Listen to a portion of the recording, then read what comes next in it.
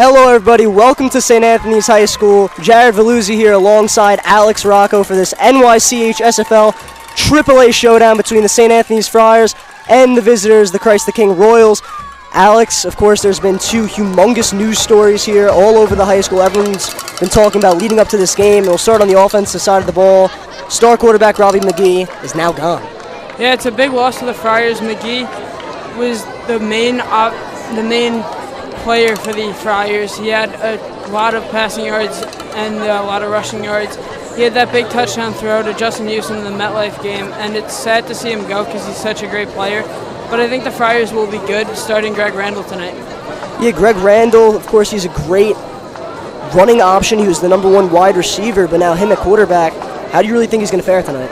I think he'll do pretty well. They were practicing all week. He made a lot of good throws, and he hasn't played quarterback since middle school.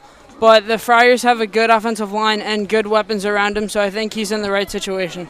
Now, the other story that everyone's been talking about, the #1 lacrosse player in the nation, one of the best athletes in the whole school, Brennan O'Neill, is now on the football team. He's a big defensive help. 6'3", he's going to cause a lot of pressure. For a defensive line that really needs it, the Friars haven't generated a lot of pressure this year, so it'll definitely be good to have that pressure coming at the Noah Bolden tonight. Yeah, Brennan O'Neill wears number 36. He's going to be playing some defensive end. But, Alex, who's your offensive player to watch for St. Anthony's? My offensive player tonight is Justin Houston. He had 2 big touchdowns this year, a 52-yarder against Cardinal Hayes and the game-winning touchdown against Del Barton. He's just been so solid this year, so hopefully he'll put another solid effort tonight. Yeah, on the Christ the King side of things, they have a lot of talent on the team, and a couple of the star offensive players have some big-time college offers. The first one is Tyreek Murphy. He's going to Purdue. He's their starting running back, and he'll be a guy to watch. In prayer, followed by the singing of our national anthem sung at the St. Anthony's Friars football chorus. Let's place ourselves in the presence of God, together in loud voice. In the name of the Father, and of the Son, and of the Holy Spirit, amen. God, our Heavenly Father, you have created us to serve for the best. Grant to these athletes, coaches, and fans the strength to pursue excellence during this game. We pray for the safety of all of our players. Protect them from injury and harm. And finally, we pray for your grace, that you will provide us with the endurance to pursue our heavenly prize, that of eternal life forever with you in heaven. We ask all of this through Christ our Lord. Amen. St. Francis, pray for us. In the name of the Father, and of the Son, and of the Holy Spirit. Amen.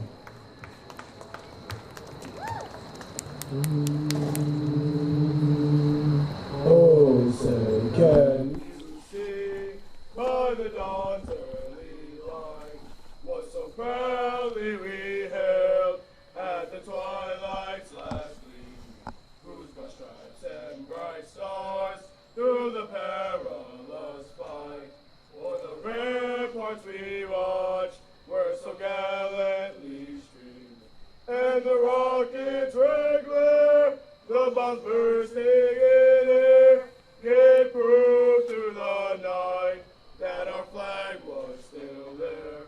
Oh, say does that star-spangled banner yet wave o'er the land of the free and the home of the brave.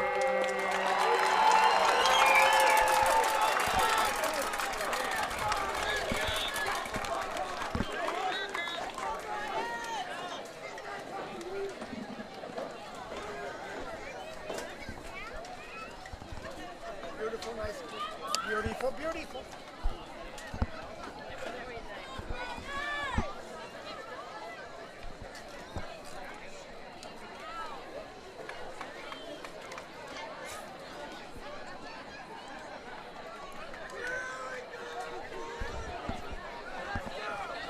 So now moments away from opening kickoff. We are still ready to determine who will receive the ball first. But Christ the King coming into the game at 3-0, and St. Anthony's at 1-2. And Alex, this game for the Flyers could either turn the season around or drop the record to 1-3. It's huge because next week the Friars go to Archbishop Stepanak, and that's going to be a tough environment. And then the week after they face Iona, which is their homecoming, which it could be 2 losses. So tonight will set the tone for the rest of the year. The Friars will either go to 2-2 or drop to 1-3.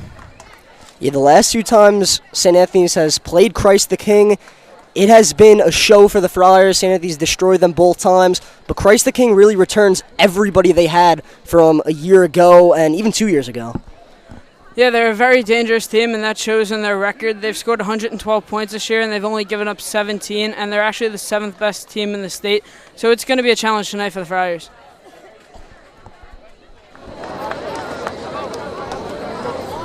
And also, Alex, a huge question coming into this game. Well, the whole season, it's been around the offensive line for St. Anthony's. Of course, they have to improve, but this Christ the King defensive line, they're pretty good. Yeah, it's going to be hard to stop tonight. The Friars, their offensive line is anchored by Gavin Miller, and the Friars do have Gavin, but the Christ the King defensive line, as you said, is filthy. Yeah, they got some absolute ballers on that D-line, and it's really highlighted by Zephron Lester, Brodus Brown, and Chris King, who recently just picked up an offer from Purdue.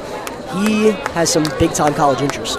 Yeah, he's a very good player, generates a lot of pressure, and really wreaks havoc on the defensive side. Another guy that I want to talk about is Michael Palmaccio. He's their starting linebacker. He's had 46 tackles in 3 games, which is unheard of.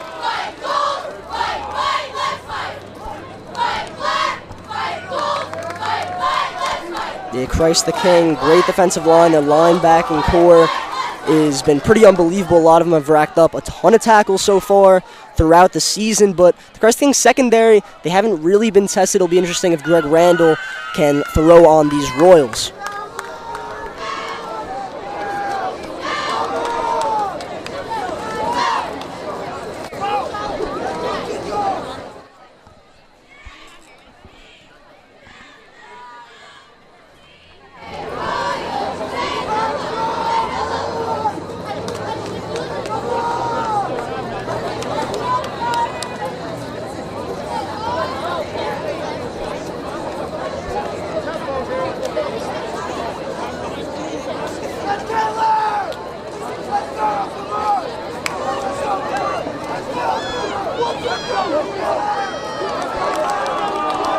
And St. Anthony's will be kicking off to Christ the King.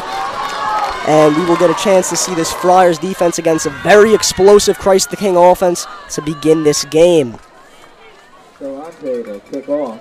It is number 96, Matt Galante, the kickoff for the Friars.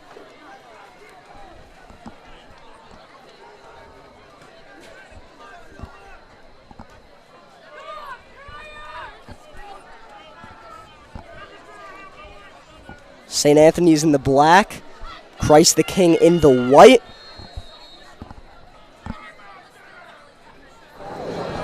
Friday Night Lights, St. Anne's Christ the King. Let's get it on. Galante kicks off, and it bobbled at first, but a nice tackle made by a group of Friars there as Christ the King will start below their own 20.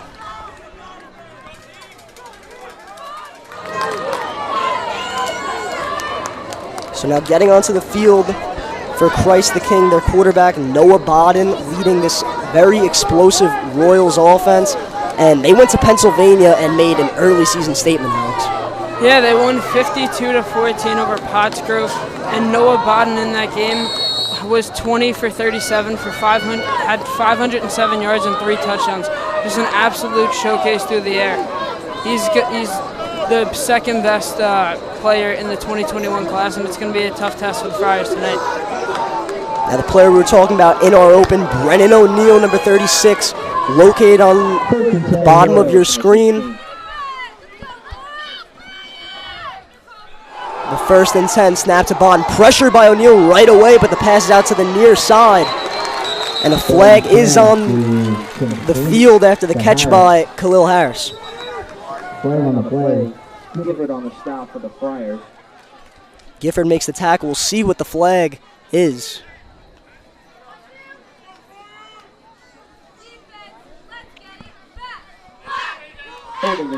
And it is holding against Christ the King. so that'll push them further back. But Alex, we saw in that first play, Brennan O'Neill right away making an impact, pressuring the QB. That was great. It's something that the Friars much needed, and hopefully he keeps it going for the rest of the game.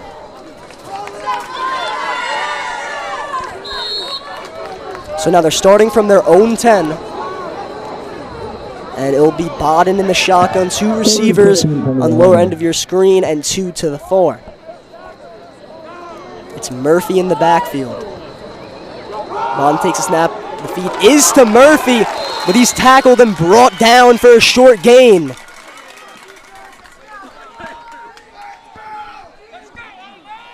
Williams on the carry. And 2 plays, and so far the Friars defense has showed up.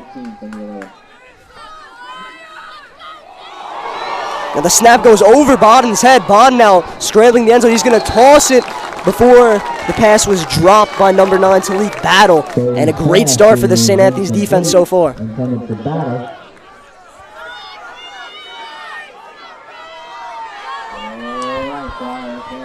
Now 3rd and 14. Bodden has had some long passes so far this year. He's alone in the shotgun, 3 receivers on the far side of your screen. Bodden looking, fires, and it's intercepted. Still on his feet. It's a pick 6.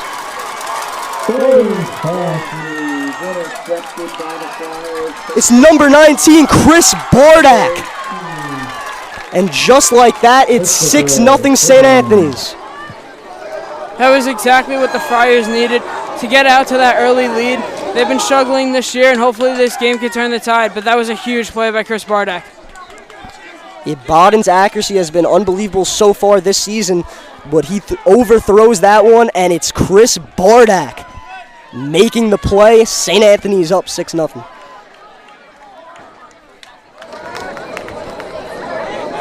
And St. Anthony's will come out for a 2-point conversion.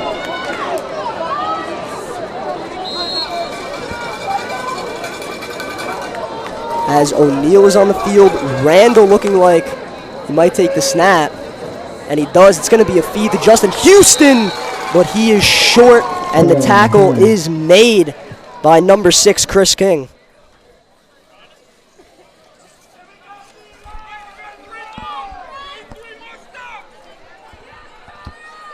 The Bardak did not actually take it to the house, as it's still 0-0, as it's going to be 2nd and goal now.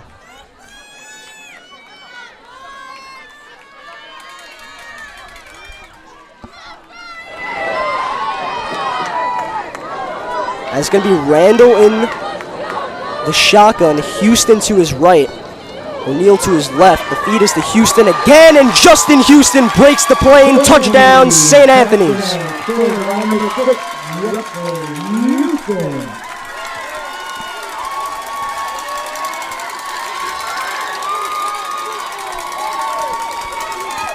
So now, ladies and gentlemen, it is indeed 6-0 St. Anthony's.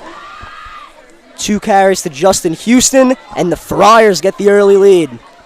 It's now Cameron Scucciarini on for the extra point.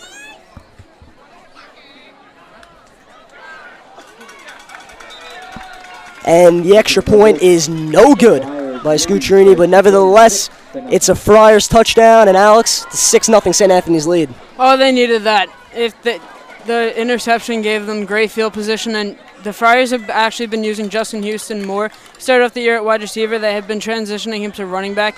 He had a huge rushing touchdown last week, and he puts another one on the board this week. Yes, so St. Anthony's takes the early lead, but it was really a statement by the Friars defense.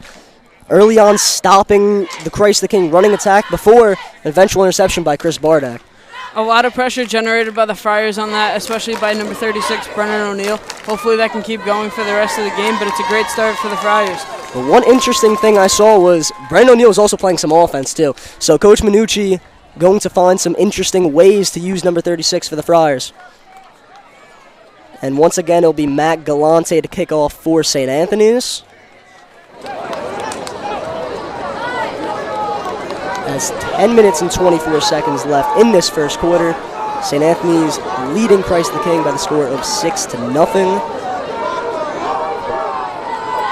And Alex, this is a Christ the King offense who has already over 100 points in 3 games so far. You know they can score, but Friars defense make an early statement. And here's Matt Galante to kick off. And it is received inside their own 10. And he has a lane before Galante ended up stopping him. And a good return, though, by Christ the King, as Narian Yearwood almost had the potential to bring that one back. Yeah, that was a great stop by Galante and saved a potential touchdown on that one. So it looks like Christ the King will start their possession just inside the 40-yard line. And on this possession here, of course, they start in the shotgun a lot, but would you be surprised if they go right back to the air attack? I would not be surprised at all. I mean, we mentioned earlier how good their offense has been passing the ball, and they have so many playmakers on the field, so just one interception shouldn't stop the Royals offense from still passing the football.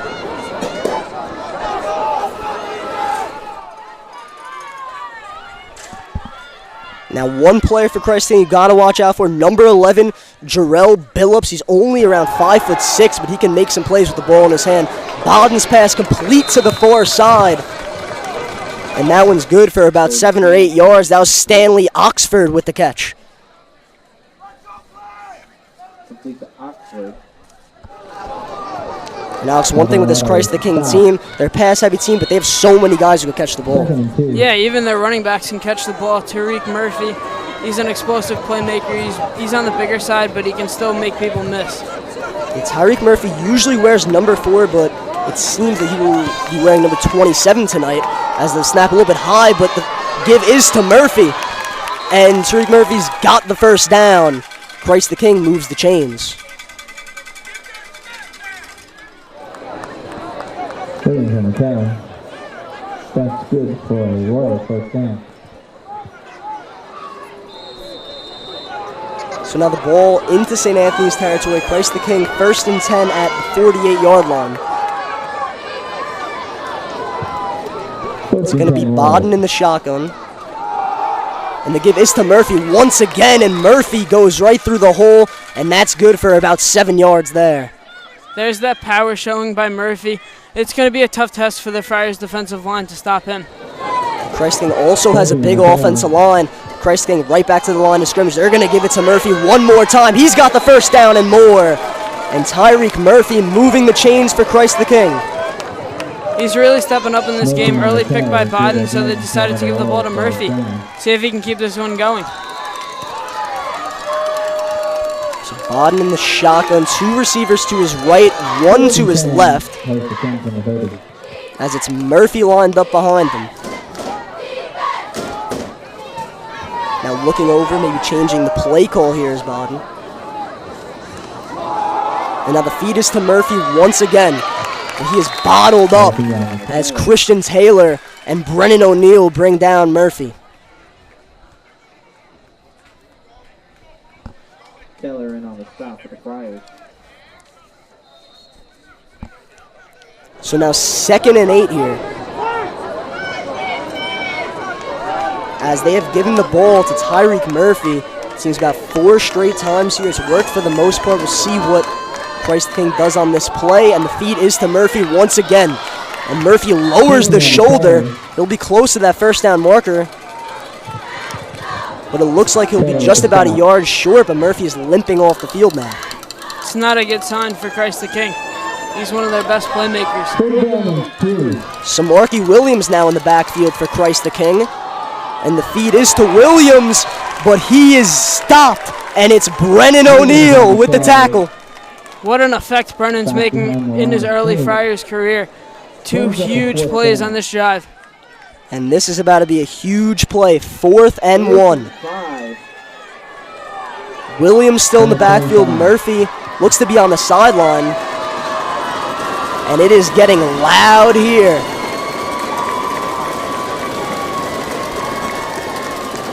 Bowden's still looking for the play call. Baden takes the snap. He's looking to throw, and it is complete. It is Dante Goodwin with the catch, and Christ the King gets a first down. That was a huge pickup for them. Keeps the drive going, and they're inside the red zone now.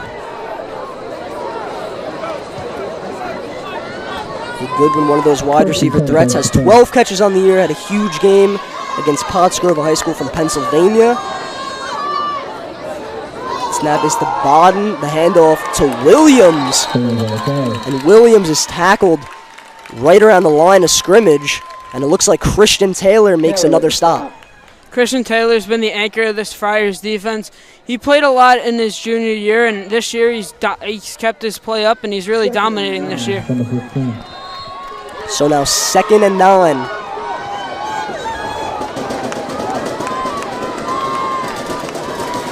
Talik Battle lined up on the right side. Bottom of your screen has single coverage with Dante Antoine. And Baden throws far side. And it is caught by Goodwin once again. And Christ the King is inside the 10-yard line. It's been a very good drive by Christ the King, a mix of passing and running. They've been passing the ball more when Murphy went out. Let's see what they do here in the red zone. 3rd and 2 from the 10. So now 3rd and 2. Murphy back in the game. Onto his right. They'll give it to Murphy. Murphy's got the hole. He's got the first down. And the Royals will be inside the 5-yard line.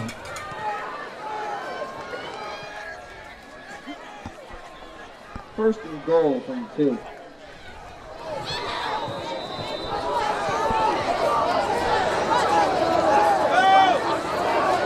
And the feed is to Murphy. Murphy lowering the shoulder.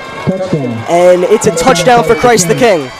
Scored by number 27, Tyreek Murphy.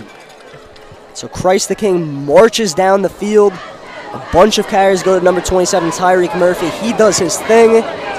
And Christ the King scores on their 2nd possession. It's Murphy's 4th touchdown of the year, and the Christ the King look to featured him a lot on this drive. Let's see if that continues for the rest of the game.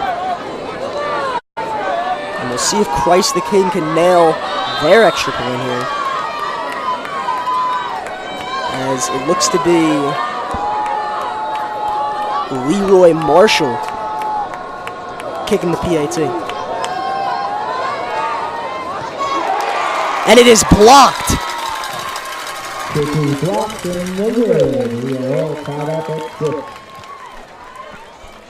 So the score will stay knotted at 6. As both teams fail to make their extra points. But certainly, Alex, the Christ the King's offensive presence really was there on the ground. Yeah, Tyreek Murphy and Samarki Williams both showed why they're top running backs. Tyreek Murphy, 280 yards coming into the game. Williams, 218. Both are very good players, and we'll see if they feature them more with Baden looking a little shaky to start off. But now it's 5 minutes and 37 seconds left in this first quarter. But Christ the King is going to be kicking off. We finally get a chance to really see this St. Anthony's offense having their first real drive of the game. They ran 2 plays. Of course, both of them went to Justin Houston. He scored, but it should be interesting as they get this kickoff. Greg Randall going to have his first real possession, and we should see some Mario Escobar. He wasn't on the field the first 2 plays. Yeah, Mario, he did struggle a little bit against Cardinal Hayes. They had a very good defensive line, but Mario in the first 2 games was the Friars' best offensive player, so let's see if they go to him more. But it's Greg Randall time, as you mentioned earlier. Let's see if they pass the ball or they continue on the ground. Yeah, we could see some serious running talent here as Mario Escobar, Justin Houston, Greg Randall. And if they run the option, it could be scary for Christ the King as the Royals are getting ready to kick off here.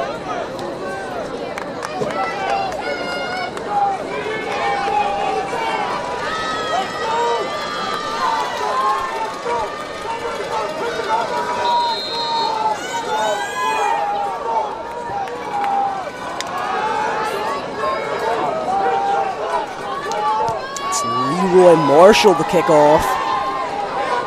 And almost into the end zone, but it's returned by Dante Antoine, and he is tackled inside his own 20-yard line.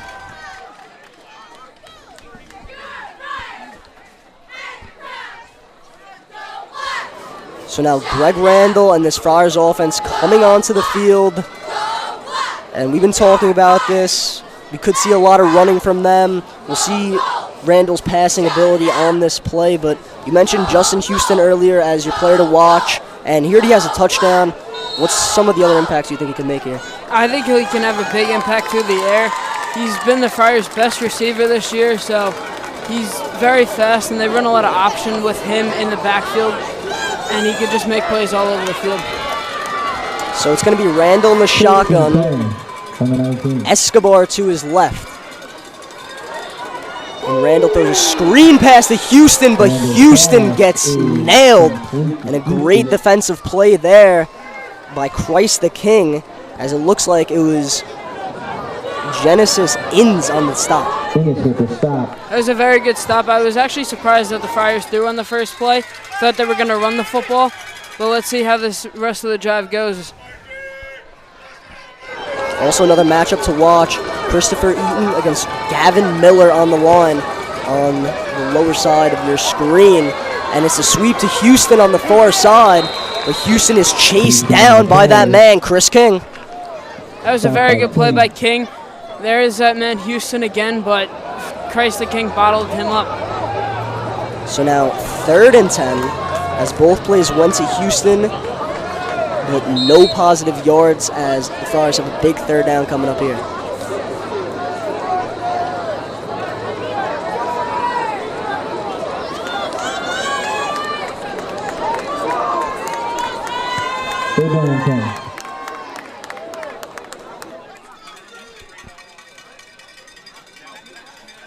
Escobar, the man in motion.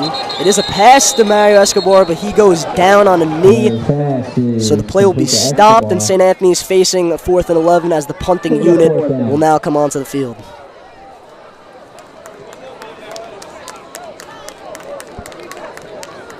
As Alex, that offensive possession, as they ran a couple plays to the outside, but it looked like Christ the King was just all over it. Yeah, nothing happening really on that drive. Christ the King made a few good defensive plays. A low throw by Randall on that one. Let's see what he can do for the rest of the game, but he'll turn it around.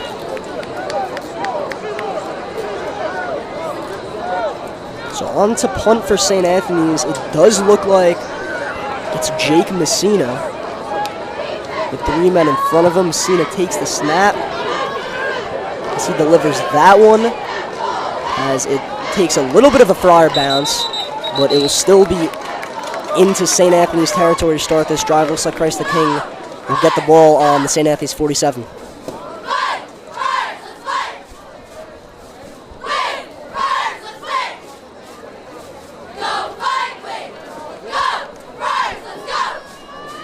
And for Christ the King on that first drive, they really fed Tyreek Murphy.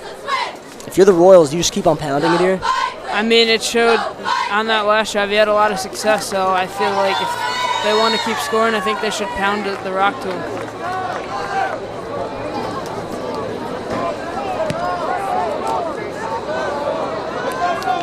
So 2 receivers to Bodden's left and 1 on the near side.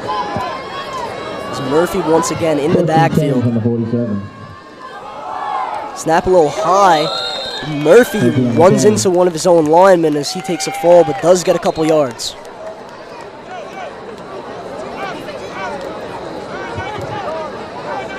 Just approaching the 3-minute mark here in the first quarter. Still a 6-6 ball game.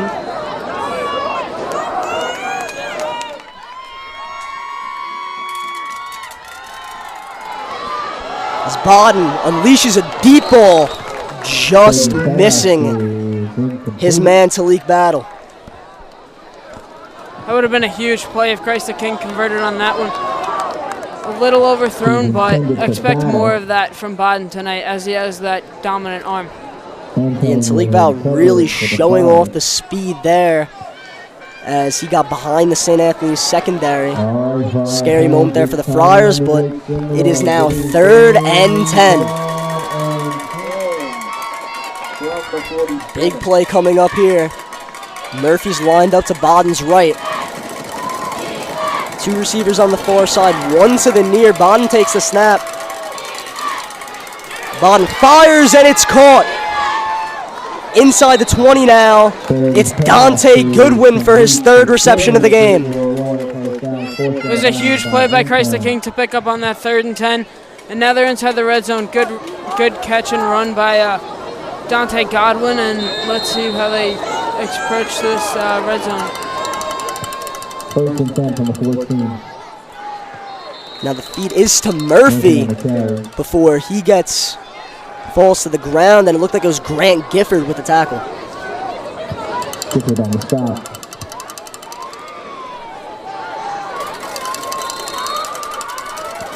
So in the red zone, one of their favorite targets is Stanley Oxford, standing at 6'2" for Christ the King. But they do have a lot of speed receivers on the outside. It's 2nd and 10. Bodden takes the snap. He's going to throw, looking end zone, just overthrowing his man. As that pass was intended for Dante Goodwin, looking for his 4th catch of the game. But the pass was overthrown. It's a big 3rd and 10 now for the Friars. Hopefully they can get this stop. And Christ the King has been great so far on 3rd downs.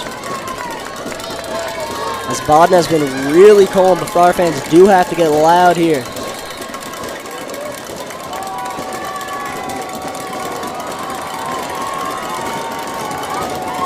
So 2 receivers on the far side, 1 to the near. Bodden takes the snap. He throws. Great play by Nick Alvarado, breaking up the pass. That was a great play by Alvarado. He's been the Friars' best player in the secondary, and just another one of those great plays by him, deflecting the ball away on that one, coming up for a huge 4th down. Yeah, and it looks like that pass was intended for Stanley Oxford. I mentioned he is at 6'2". He is one of their favorite red zone targets. But Nick Alvarado, he might only stand at 5'9", but he could really make some plays out. Yeah, Alvarado's got great speed, and earlier this summer he had a video go viral and just showing his talents, and he's very good, and he should have more college offers than he does. But he's very good, and he's one of the best players in the league at cornerback. Yeah, and it is 4th and 10 now. A minute 50 left in the first quarter, tie game. But for Christ the King, of course they missed the extra point. They're most likely going to go for it here. Do you just let Bodden unleash a pass here, or do you think that Murphy could maybe pick it up? I think you should unleash the arm. It's a long 4th down. If it was 4th and 5, then maybe hand it off to Murphy as he's got the strength. But I think Bodden should throw it. He's had success all year throwing the ball, so why not stop now? One of the guys to look out for on this Christ the King team so far has been Dante Goodwin. He already has 3 catches, including that big 3rd down reception earlier in this drive to set it up.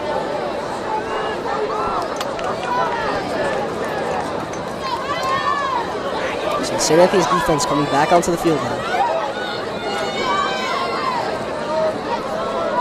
And this is a big 4th down here, as you now want to fall behind, especially towards the end of the quarter.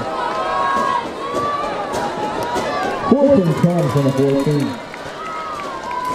As it's Billups and Battle located at receiver on the near side. This place is getting loud. It's Bodden in the shotgun. Bodden takes the snap. Looking, and he overthrows his man.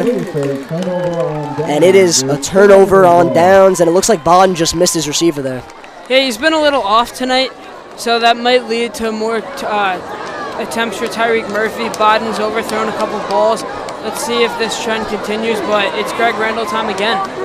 Yeah, and that was a touchdown right there if Bodden hits his man. It looked like he had the shifty Jarrell Billups in the end zone, but he just overthrows him. So the St. Anthony's offense gets another crack at it with a minute 46 left in the opening frame.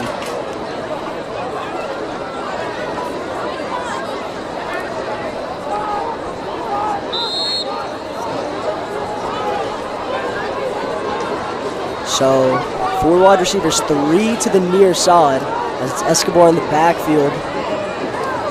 And Randall takes the snap. He throws another screen to Justin Houston, and Houston's taken down by number 20, Leroy Marshall. Been feeding Houston early on a couple passing attempts, and then obviously get the rushing touchdown on the first drive. 2nd and 7. It looks like St. Anthony's has favored some of these screens early on. That goes for 3 yards, so 2nd and 7 now approaching. 2nd and 7 from the 17.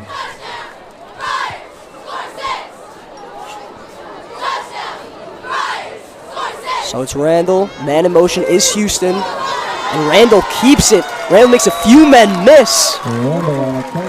And Greg Randall moves the chains for St. Anthony's. That's some of his elusiveness showing. The converted wide receiver, he can really run. He was Greg Campese's favorite target last year, just showing that electric speed on that run. Yeah, so Randall does a great job there keeping it, as now we approach under 1 minute left in this first quarter. 4 receivers to the far side. Randall pitches it to Mario Escobar. Escobar gets a block, goes to the outside, flag on the play. As he gets dragged out of bounds, we'll see what the flag is.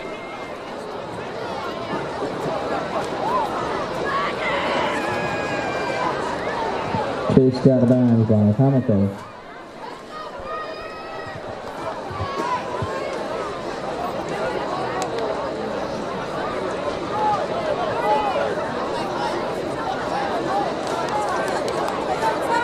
As it looked to be holding originally, and it is indeed holding, they will move St. Anthony's back here.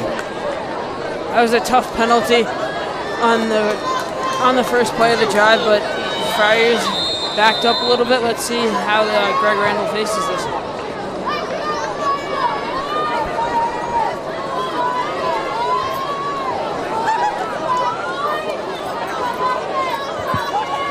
So 3 receivers to the near side. The receiver on the far side is Dominic DePalma.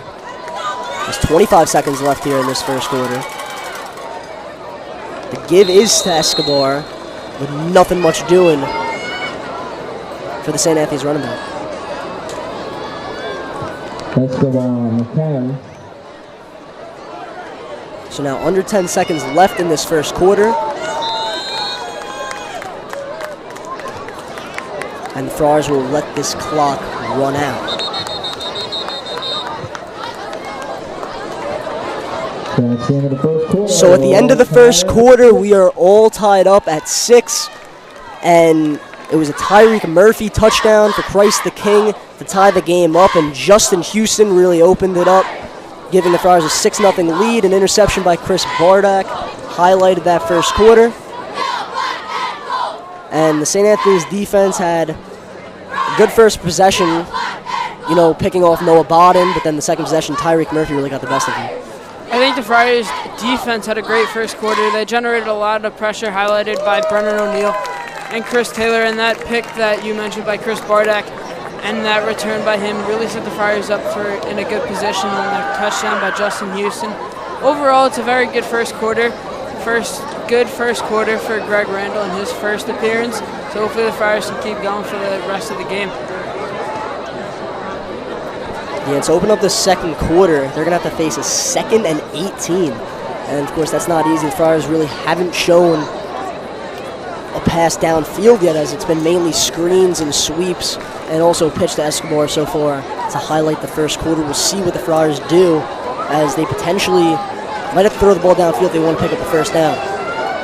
So Randall and the Friars offense trot back onto the field.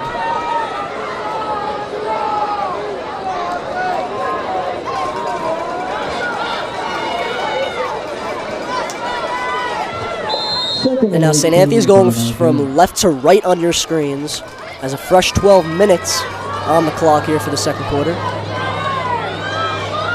As the give is to Mario Escobar. He picks up about 4 or 5 yards. And that's going to bring up 3rd and long. Escobar on the carry.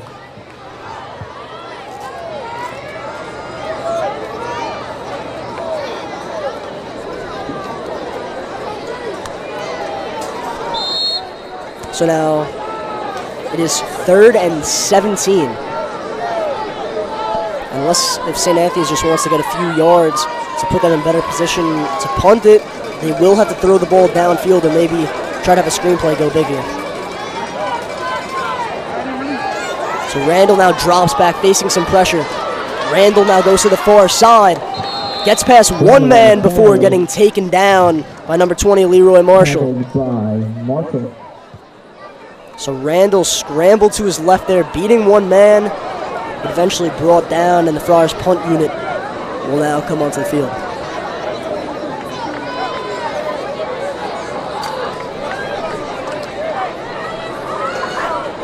So now second straight offensive possession, really not going anywhere for St. Anthony's. But Randall, a few of the bright spots, he has shown his elusiveness so far. Yeah, he honestly looks like Kyler Murray a little bit with that speed and that shortness at quarterback, but let's see if he can keep going. That's a good punt. That'll take a St. Anthony's bounce as it goes inside the Christ the King 40-yard line. Looks like they'll set up at about 37. That was a great punt by Jake Messina.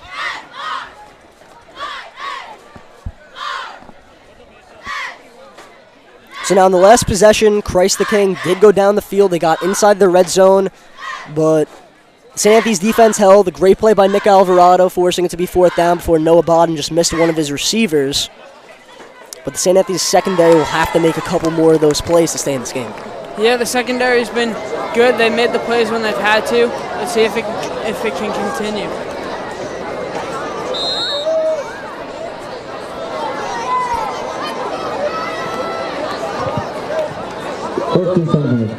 So a little play action there. It's a Jarrell Billups. He makes one man miss. Billups still on his feet before he gets sent back. That's a couple yards there before a bunch of Friars surrounding number 11. 3. 2nd and 7.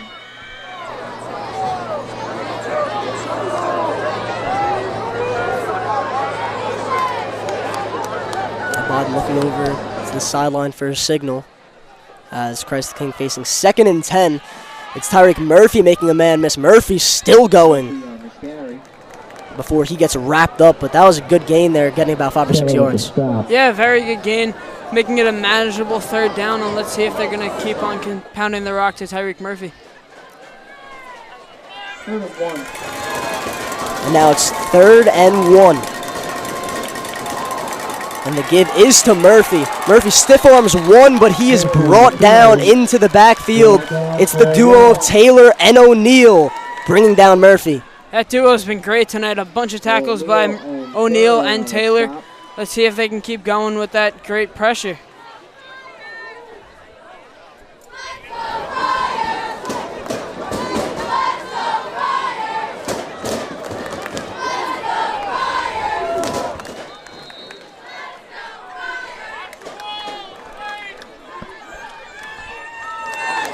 And it actually does look like Christ the King is punting here on 4th and 5. But it's Murphy back to punt. He boots that one. As it takes more of a St. Anthony's bounce there. As Alvarado let that one go. And the Friars defense with one of their best possessions yet, making Christ the King punt for the first time tonight. Yeah, that was a very, very good possession. They forced a lot of pressure. Taylor and O'Neal making that great tackle, and let's see what the offense can do now. And things have to change for this St. Anthony's offense, as last time it was a 3-and-out for the Friars. It wasn't a great series, but we'll see if they get number 23, Mario Escobar, involved, as he has an offer from Wake Forest already. He's been pretty phenomenal all season long, but this game you're going against Christ the King, whose defensive line has been labeled the best in the state, and they also have some very talented linebackers as well.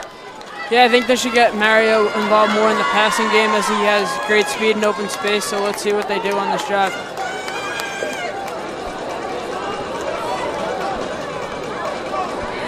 Man in motion is Houston, as Houston bobbles the ball. He's still stuck with it at the end, as that could have ended really badly for St. Anthony's. Yeah, it was a good job by Houston by regaining control on that handoff and not giving up the ball on that one. Yeah, as there was a miscommunication there. It looked like Randall might have wanted to keep that one, but nevertheless the Friars keep possession here.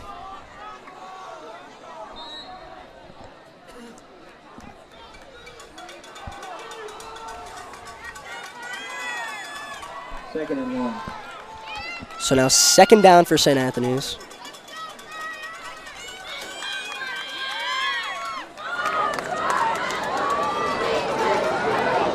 Escobar in motion. Randall fakes the screen. He keeps it before he gets tackled by a couple Royals. And it looks like it was that man, Michael Palamico, coming in for the stop.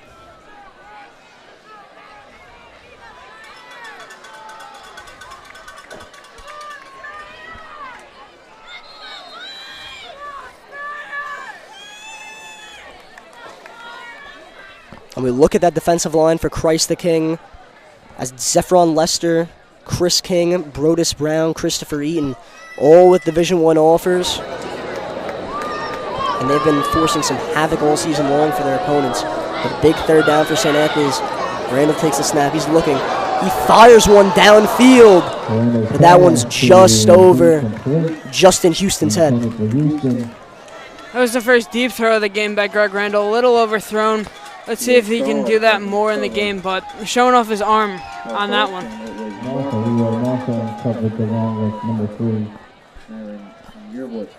As it looks like St. Anthony's will punt once again as the Christ King defense has gotten the better of them so far.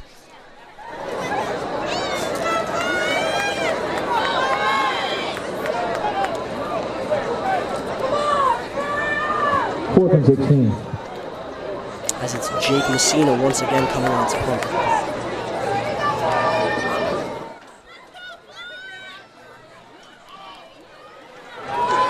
Messina gets the punt off. As they'll let that one roll to the St. Anthony's 49-yard line. And the field possession battle here, it's really been won by the Royals so far. Yeah, the Royals have done a great job keeping the Friars in their own zone, forcing Messina to make those punts. And the Royals have started off at midfield on almost every drive so far. And so we'll see what Christ the King can do with this short field. We'll see if the St. Anthony's defense could continue its success so far in this first half. So now Murphy lined up as a receiver here, as there's 4 of them on our near side.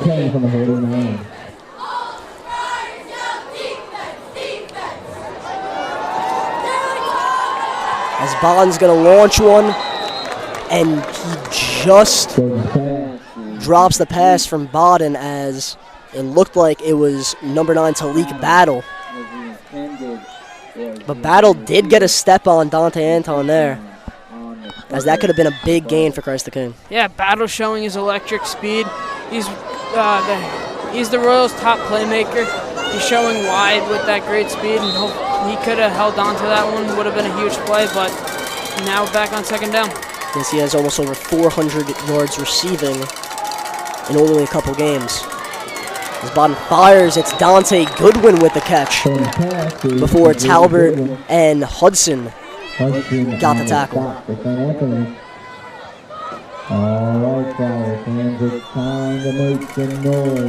And now yet again it is third down, 3rd and 6. The man so far has been Goodwin with 4 catches. As Stanley Oxford in one-on-one coverage with Nick Alvarado towards the bottom of your screen. There's a whistle on the play, as we'll see if it's a false start.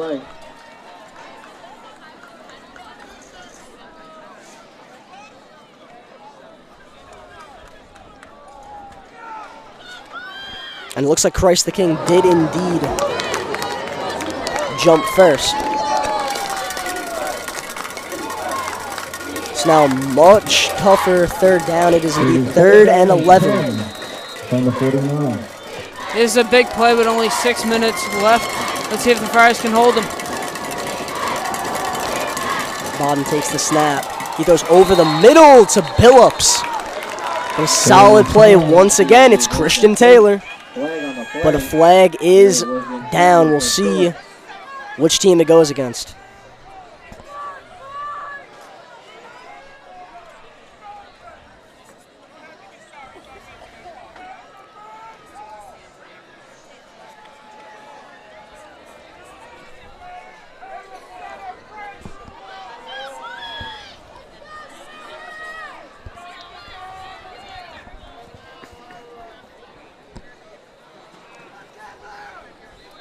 As the ref is signaling that it's going to be 4th down. And it looks like Christ the King will get their punting unit on after a little bit of a miscommunication. For 5 yards. Timeout, Christ the King. Well, actually, Christ the King will take a timeout, so we'll see what the Royals want to do here.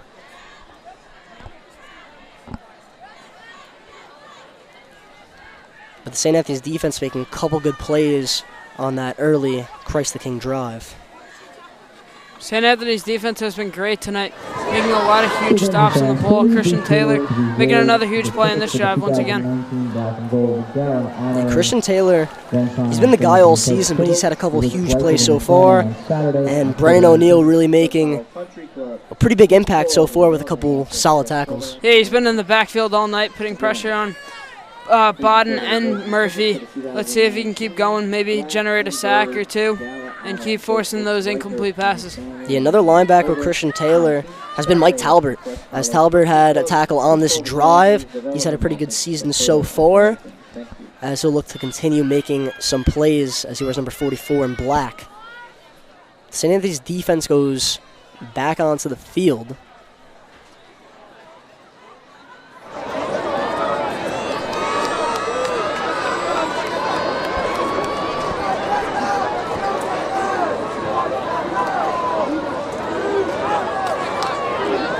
Christ the King sets up at the St. Anthony's 44-yard line.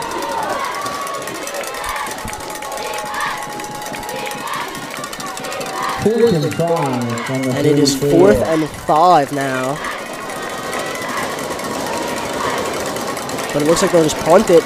But Murphy will take it off the ground. Murphy lowering the shoulder, but he's nowhere near the first down. Turnover on down. St. Anthony's was all over that one. That was a great play by the special teams. Giving the Friars now the good field position. Let's see what they can do with it. Yeah, we've been talking that St. Anthony's really had to work inside their own 20 for most of their possessions, but now they get a short field like Christ the King's been working with for most of the contest. Yeah, let's see if the run game can pick up and Greg Randall can complete a few passes, get his momentum going, and let's see if the Friars can take a lead in this ball game. Yeah, Friars defense has been playing great so far, but one thing that we both noticed, they've really been getting the ball out to Justin Houston early and often. Yeah, he's been their featured target.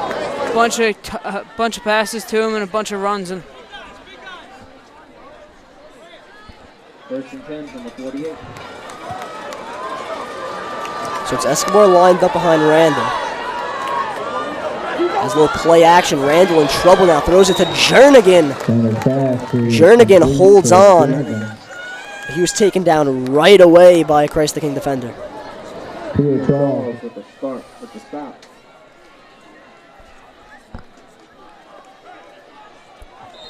So now Randall was under some pressure there once. He faked the handoff. Looked like some Royals were in his face right away, but he got the pass off to Jernigan. But nothing much doing there.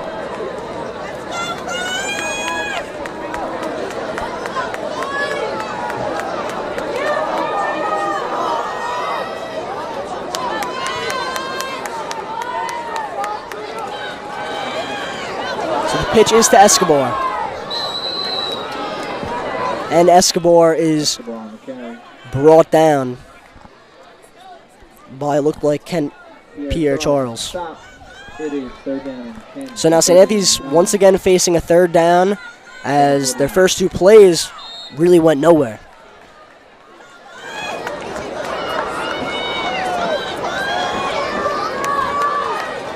So 3 receivers on the near side. At the 49-yard line for 3rd down. Randall looking to make Christ the King jump, but the Royals stay onside.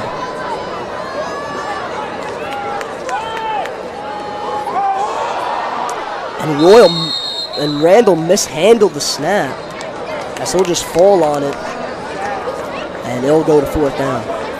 Friars were lucky to get that ball back. Randall mishandled the snap. They've had a little bit of, the Friars have had a little trouble with snaps this year with McGee back at center and now Randall. Let's see if they can hammer this out, but if Messina puts a good punt in, the Royals will be back in deep in their own zone. And Messina has had a couple good punts so far. And Christ the King forcing a 3 and out. As the punt handled by Messina. Boots that one, but Gerald Billups will just let that one roll. And Christ the King will set up inside their own 30-yard line. So good friendly bounce for St. Anthony's. As the Friars D will look to keep on giving this Christ the King offense some trouble. Friars defense has been great tonight, as we've mentioned before. A lot of pressure and a lot of great plays made by the secondary.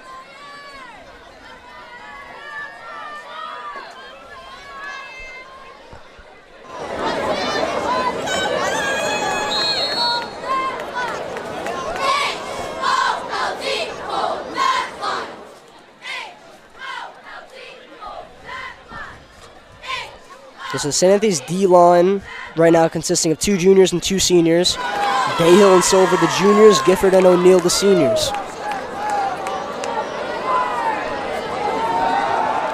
And Bodden throws a screen pass, but that one a little bit too high for Billups. But a flag is on the play.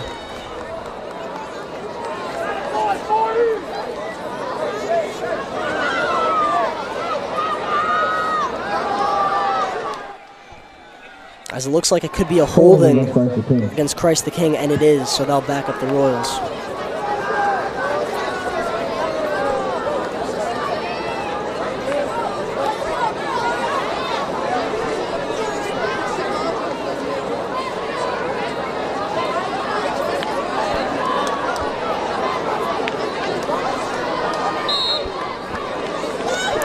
So now it looks to be 1st and 20 here for Christ the King, with just under 4 minutes left in this first half.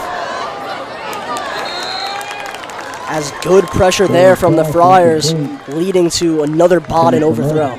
It looked like it was O'Neill with that pressure, once again enforcing another incomplete pass by Bodden.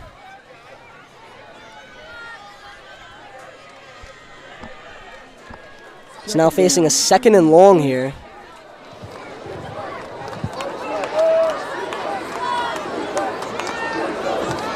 For Christ the King. Now Bodden looking long, and it's intercepted. It's Christian Taylor, and Taylor will indeed bring it to the house.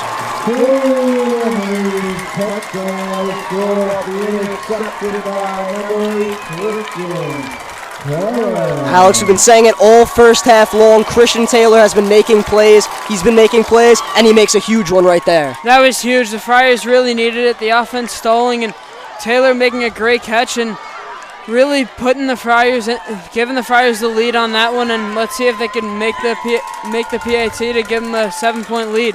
Yeah, the defense has turned into offense, and the crowd here is loving it. 2 huge interceptions by Bardak and Taylor have really given the Friars great field possession, one being a touchdown and one putting the Friars at the 2. Let's see if the defense can keep it going. And Scucciarini now on to kick the extra point. Randall holds. Scucciarini's extra point through the uprights. And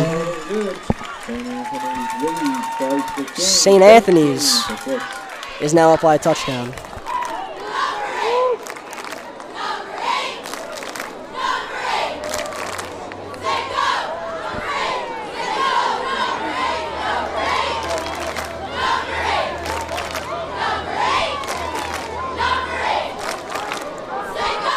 So St. Anthony is now up 13-6.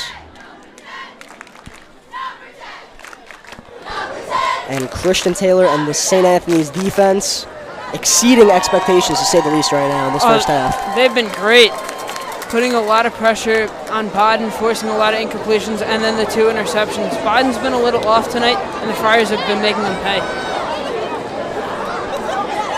Taylor and O'Neill have highlighted this first half for the Friar defense. And the secondary has also been holding its own against an explosive Christ the King passing attack. But with 3 minutes and 34 seconds left, the Royals will get another shot on offense and see what they can do.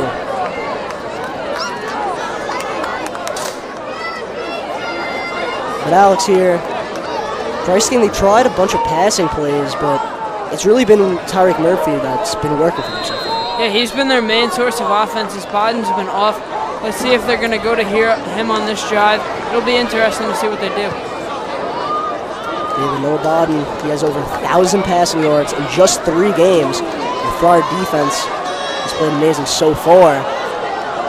Now making a great play there on the return was Yearwood for the Royals, and they got terrific starting field position.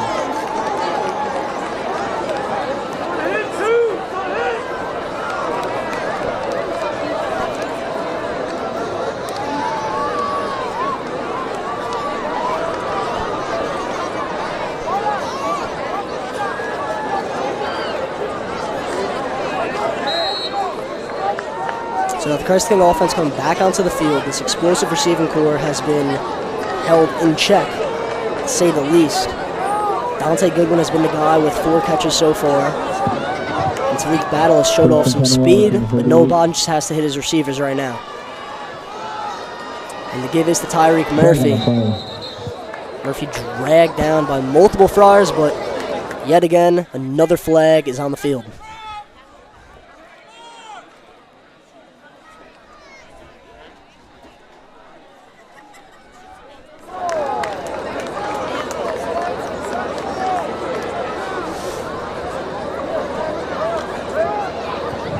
And that flag will push Christ the King back. Puts up a 1st and 15. And the offensive line for Christ the King so far has been struggling with some penalties. They'll give it right back to Tyreek Murphy. Murphy makes a couple men miss before getting brought down by Anthony Hudson. And now it makes it 2nd and manageable. Yeah, that was a great run by Murphy, the offensive line providing a lot of holes.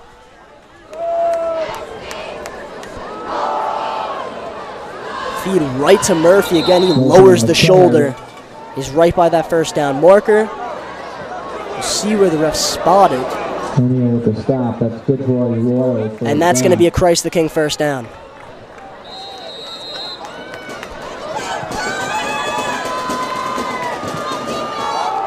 A 3rd consecutive carry for Murphy, but he is brought down by Anthony Hudson. A great tackle in the backfield. He's made a lot of good plays tonight, that being Anthony Hudson, and he's actually had a very solid year. Not a lot of people have been talking about him, so hopefully he keeps his play going this year, but it looks as a Christ the King offensive lineman is down on the play. And Tyreek Murphy, he's really known as a power back, a big bruiser, bouncing off guys, but Anthony Hudson right there, showing off the strength as he hit Murphy pretty hard, but now Christ the King player down. It looks like it could be Chris Rawls, number 70, the center for this Royals offense. And this would be a big loss for Christ the King if Rawls is expecting to miss time at 5'11", 290. He's a force up front for Christ the King.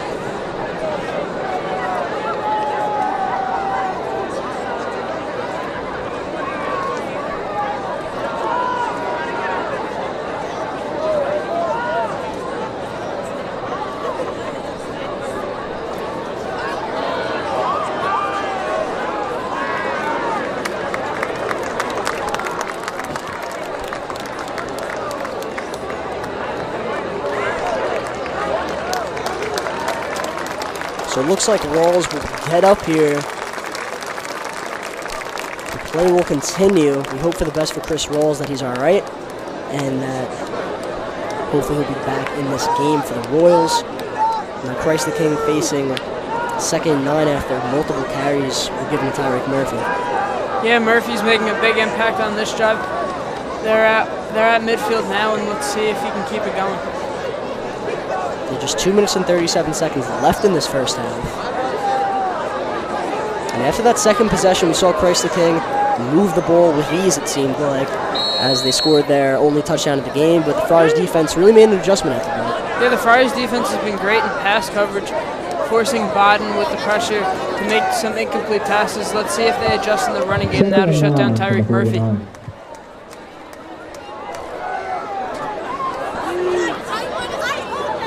Now another high snap. It's to Murphy again. Murphy bowling over a few defenders, and he almost got the first down there as he ran through 2 tackles, lowered the shoulder, and almost got the first down for Christ the King. 3rd down and 1. And now 3rd and 1. The whole building expects it to go to Murphy. It does go to Murphy. He bounces to the outside before Talbert brings him down.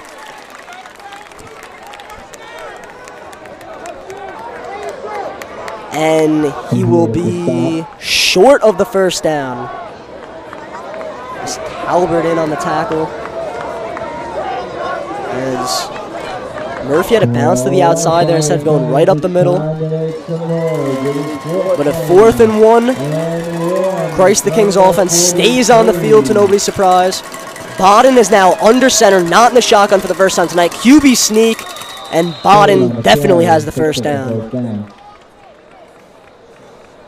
Yeah, he used all of his 6'4" frame on that one to get that first. You mentioned Bodden has a couple Division I offers from some big schools like Oregon and Tennessee, and part of that has to be due to the size. Prototypical size, 6'4", 230, and he showed some of that on the quarterback sneak. So now back in the shotgun, and that snaps over Bodden's head. And still, and it is recovered by St. Anthony's. Anthony Hudson picks up the fumble. And the Friars defense forces a 3rd turnover in the first half. Friars defense has been electric. They've really kept this offense they've really helped this offense out with great field possession. And let's hope they keep it going. Another great play by Anthony Hudson recovering that ball. Yeah, only 50 seconds left, but Cameron Scucciarini has shown that he can kick field goals if the Friars get the ball a little bit closer here. Yeah, it'll be interesting to see what they do if the Friars do go for the touchdown or they only go for the field goal. But as you mentioned, Cameron Scucciarini with that big leg, he can put it in from a great distance. So 50 seconds left in the first half here. Randall the give to Escobar. Christ the King, D-line all over Mario Escobar, and timeout on the field now. Taken by St. Anthony's. Timeout taken by the Friars. So 43 seconds left here for St. Anthony's. On the offensive side of things, what are you really doing here? Are you running the ball here? Are you letting Randall maybe take a shot towards the end zone? Are you trying to set up Scucciarini? What's going on here for you, Alex? I think Randall should take a shot at the end zone just to see if anybody can burn him. Houston and Jernigan, see if they can make someone miss or if Randall can put the ball. But if that doesn't work out, maybe go for some short routes, use your timeouts, and then get the ball to Scucciarini. Yeah, Scucciarini field goal could make this game a 2-possession contest before the half. That'd be huge for momentum.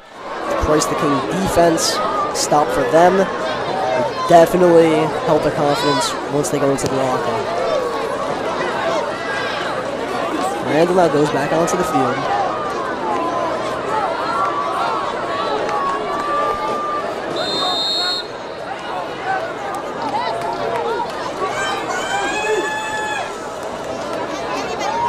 Randall the shotgun, 2 receivers to his left, 2 to his right. And Randall makes one man miss. And he's going to launch it to the end zone. And that is to nobody. As there's no receiver near it. Actually, there was a receiver in the area, so no grounding. That's going to bring up a 3rd and long. So Randall showed off the elusiveness we've been talking about as he made Chris King miss. But then he tried throwing a deep ball, but nobody was able to get under it. 3rd and 11.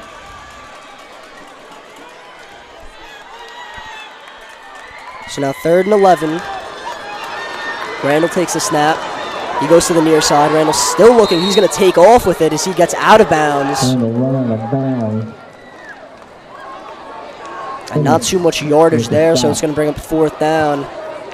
Brings up 4th down. And this field goal might be too long for Scootry to take a shot at, but they're definitely going to go for it here. And see if St. Anthony's can pick up the 1st down.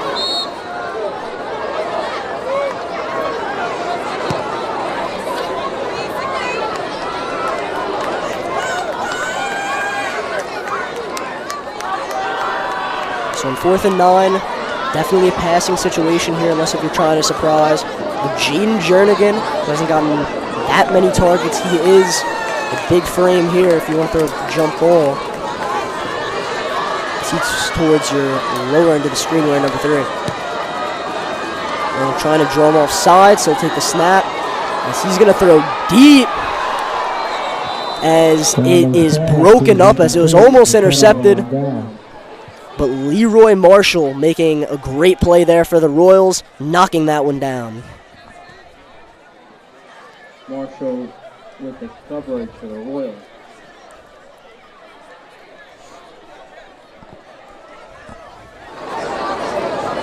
So St. Anthony's offense unable to take advantage of the short field. Now the Christ the King offense will get a chance to see what they can do in 20 seconds. We'll see if they kneel it here or if Lobon's big arm might try to take a chance downfield. 1st and 10 from the 32. And they are indeed in the shotgun, so we'll see what Christ the King has here cooking up. Bodden takes the snap. He throws short. It's Jarrell Billups. And Billups has space. He can make men miss. This will fall to the turf with a flag on the play.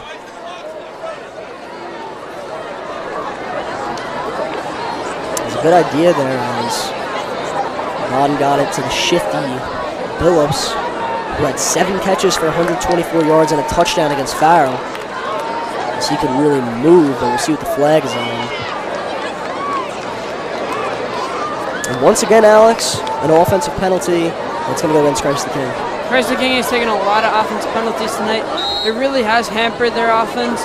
Let's see if they can hammer that out in the locker room and when coach talks it to them. They're just going to nail it out here and go into the locker room down 13-6. That's the end of the 1st half. So Christ the King takes a knee.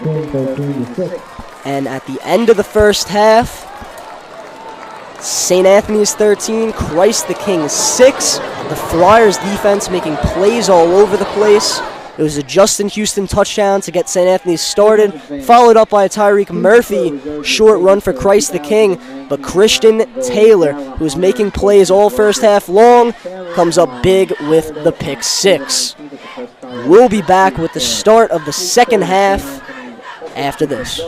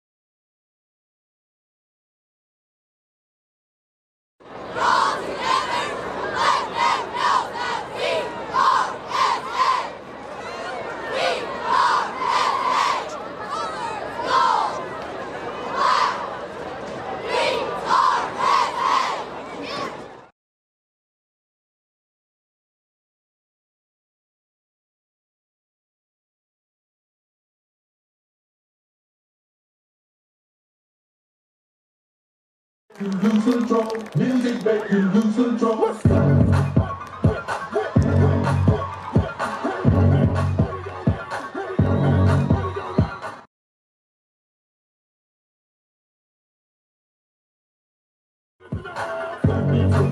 I got a cute face, chubby waist, thick legs in shape, rump shaking both ways, make you do a double take. Planet rocker, showstopper, flow proper, head knocker, beat scholar, tail dropper, do my thing, mother. Like Rolls Royce, Lamborghini, Blue Medina, always beaming, rag top, chrome.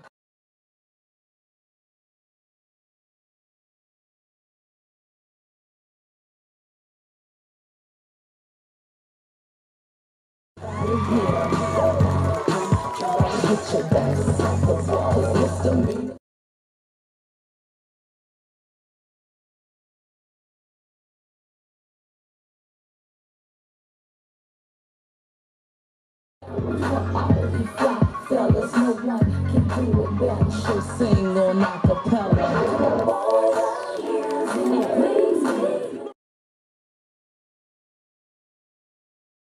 Yeah, rock to the beat till I'm wired. The walk in the club is fire. Get it crunk and wired. Wave your hands, scream louder. If you smoking fire, wanna move down and holler.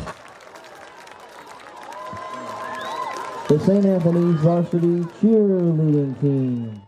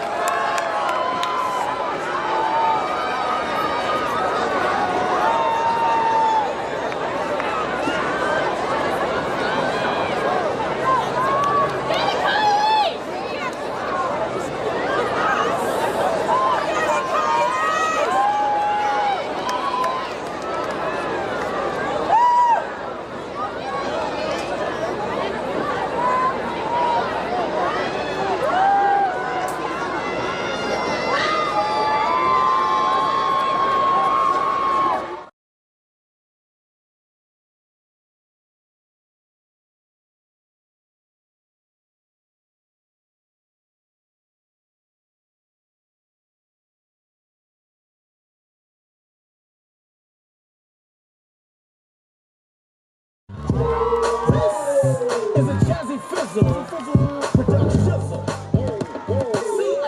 This beat is automatic, supersonic, hypnotic, funky, fresh. With my body so melodic, this beat goes like through my chest. Everybody, Martin, Poppy, came to party, grab somebody, work your body, work your body.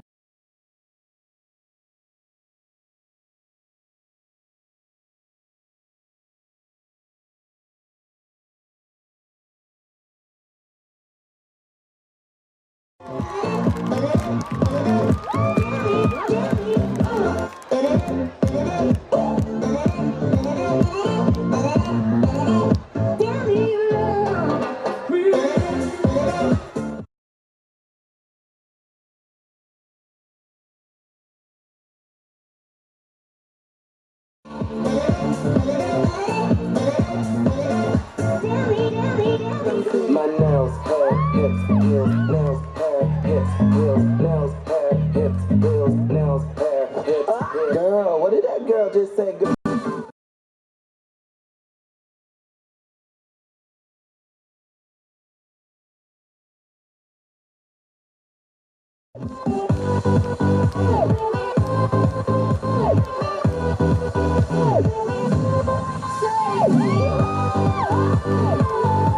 I got white, what you want? Hop outside a ghost and hop up in a fan on. I know I'm about to blow, oh, oh, when you down. They try to take my floor, I take their ransom.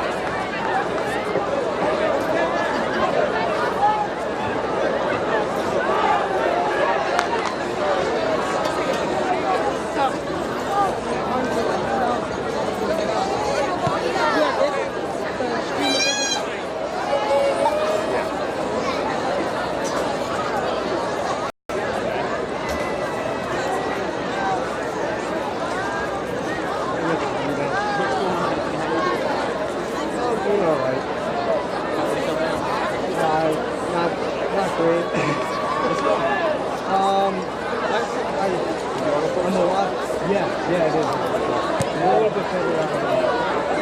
Video.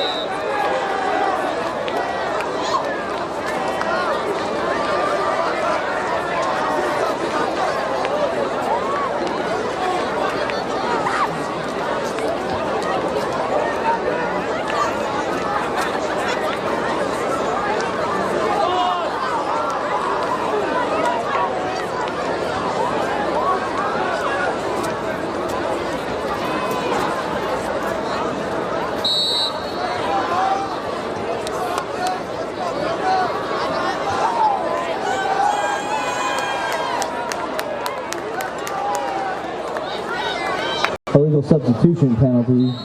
Charge to the Friars. Sets up a 1st and 15 of the 15.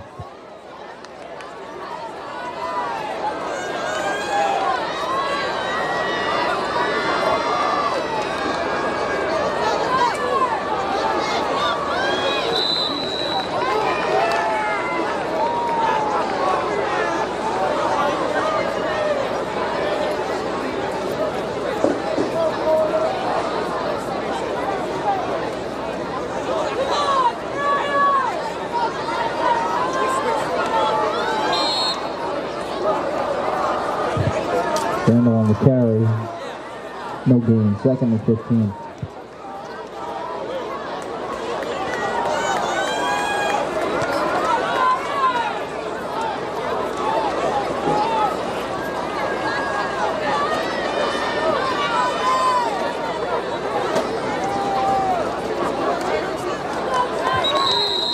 Randall on the carry.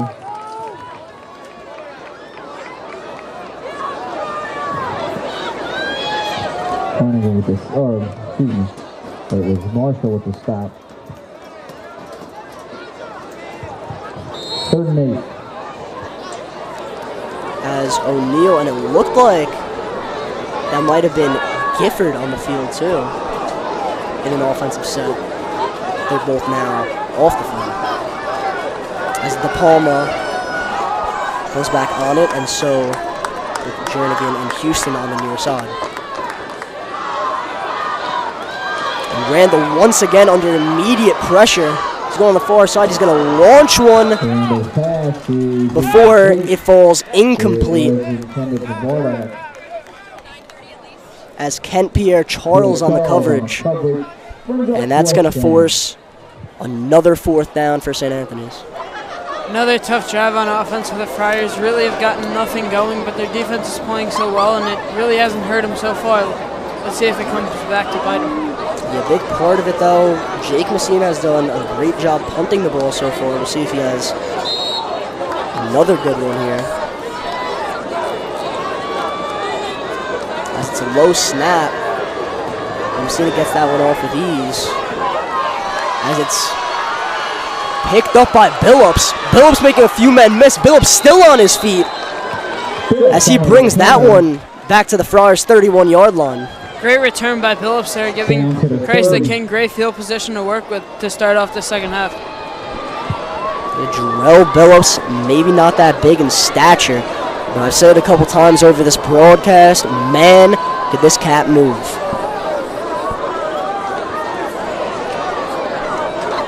So now, very short field, as Christ the King is going to be working at the St. Anthony's 31-yard line.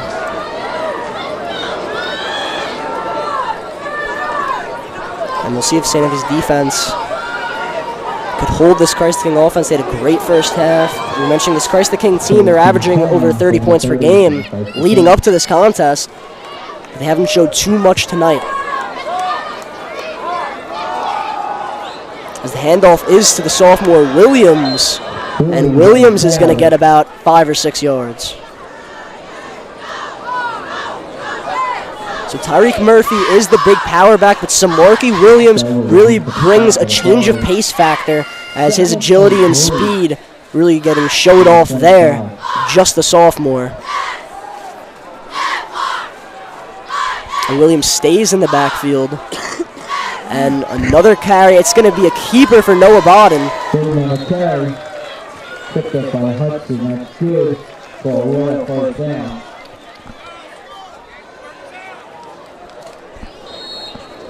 And that'll be good for a Christ the King first down.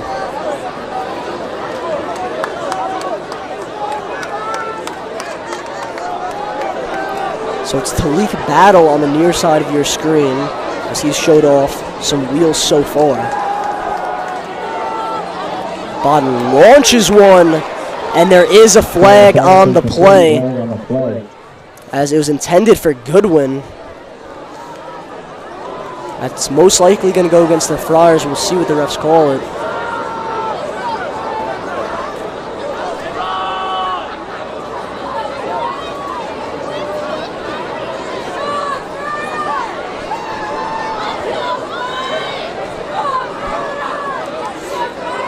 There's look to be some contact there, and it is pass interference against the Friars. It looked like that penalty was against Chris Bardock.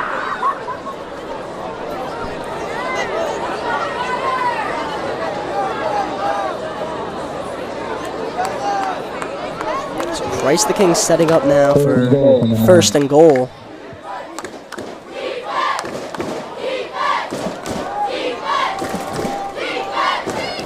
It looks like the refs will stop playing.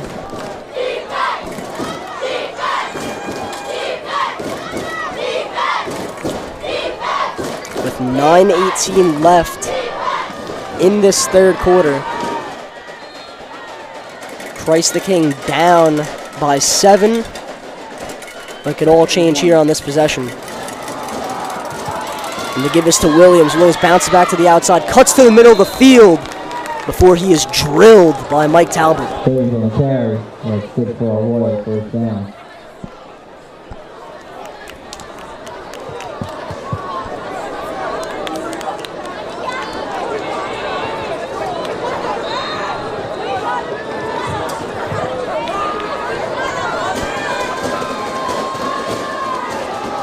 We're going to give it, and getting into the end zone for Christ the King.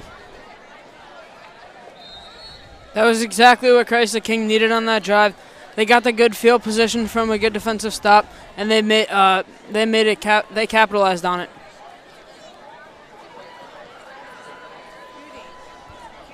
So Christ the King did miss their first PAT, as they are going for 2 now. And it gives to Murphy. Murphy showing off the strength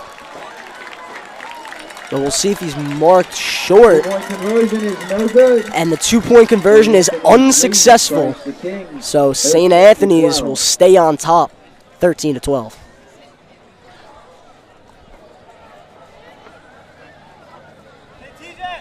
Just under 9 minutes left in this third quarter. Friars make a big stop on the 2-point conversion.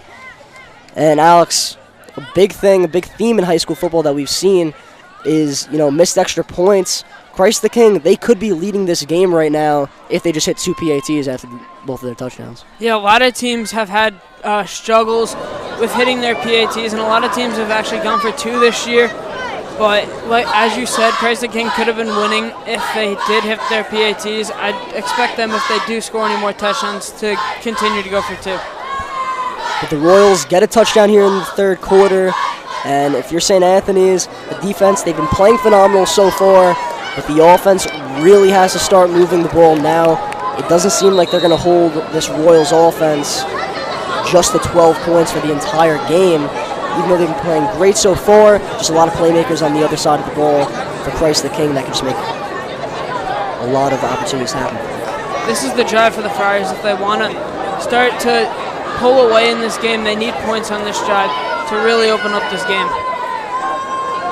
And Randall's been running a lot as he's gotten out of the pocket multiple times, especially on the last drive.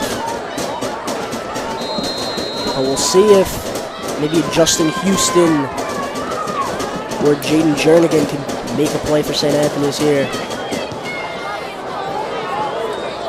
As Marshall drilled that one, as at first it was bobbled. But Bardak makes a man miss before getting tackled there by Chris Ayton.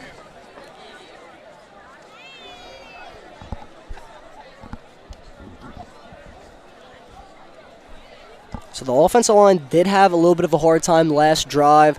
Christ the King put a ton of pressure on Randall, making him roll out.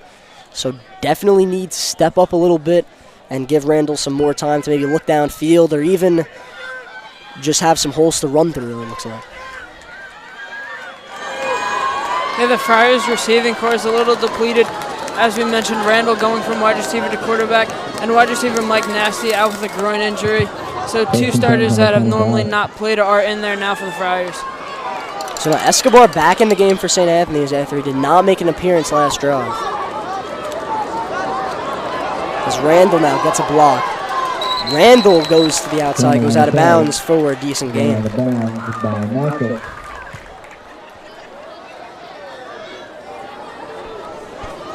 So good block there by Mario Escobar, giving Randall some room to run.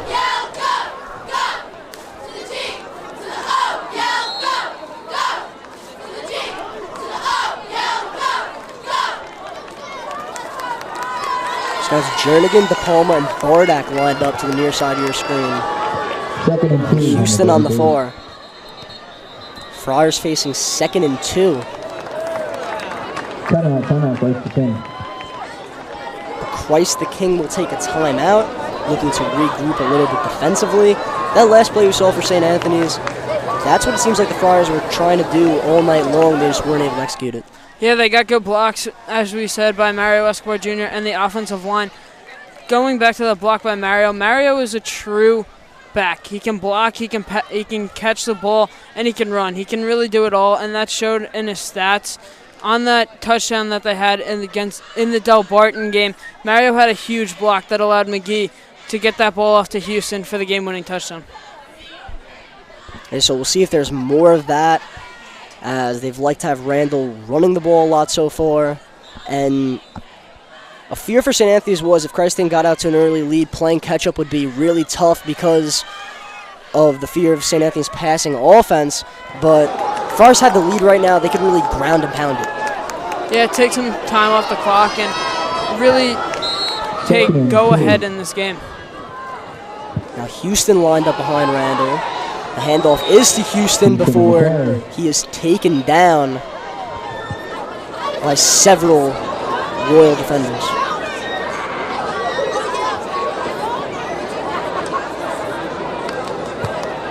1 and brings up 3rd down and 1. So big 3rd down here, 3rd and 1. We'll see who they decide to give the ball to, as Justin Houston did have that short yardage touchdown in the 1st quarter. And the snap is over Randall's head. Randall's still with it. He's just going to have to throw that one, and that ball's out of bounds. Jernigan watched that one fall towards the Christ the King sideline. That's going to bring up 4th and 1 after almost a disastrous play there.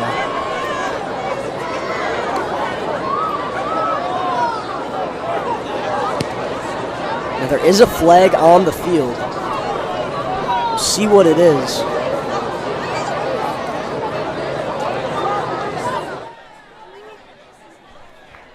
If it's either against Christ the King or against St. Anthony's, it could change some things.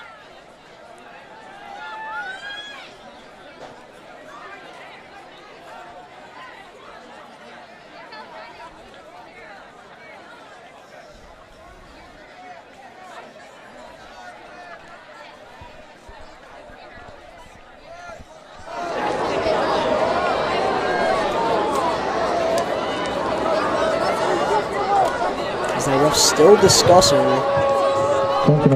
and it is against St. Anthony's. It's going to be intentional grounding, as it looks like they're going to rule Jernigan as an ineligible receiver on that play, as he was near the ball, but Jernigan ineligible. It's going to be intentional grounding, and once again, it looks like it's going to bring up a Friars punt.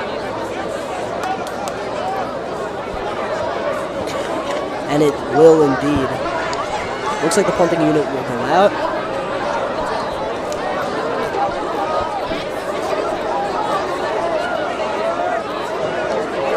Now some still communication going on with the refs and the Royal sideline.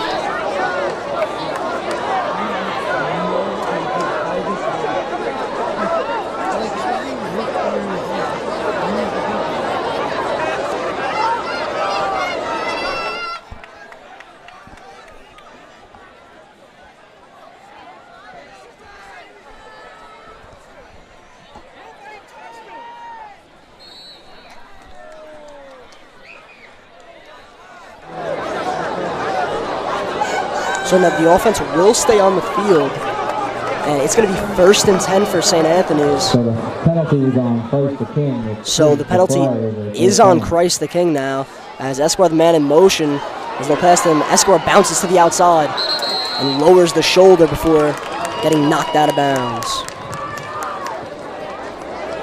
Pass complete to Escobar. So initially they ruled it intentional grounding against St. Anthony's, which would have brought up a 4th down and punt. Before the refs changed their mind, the penalty was on Christ the King. So that gives St. Anthony's a 1st down and an opportunity to keep the ball moving and the clock ticking.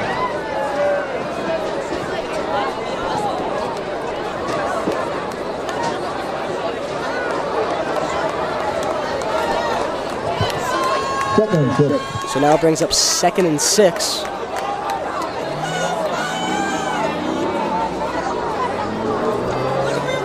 Randall takes the snap. Gives to Escobar on the outside. But once again, it's Chris Eaton Jr. with the tackle.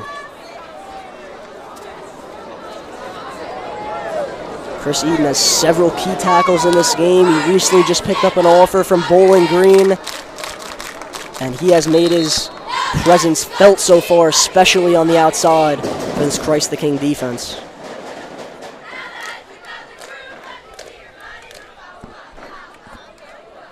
So Chris Eaton and Chris King, the 2 defensive ends for Christ the King, that have played really well so far, just like that entire D-line, all with Division I offers, but the St. Anthony's offensive line has held its own so far.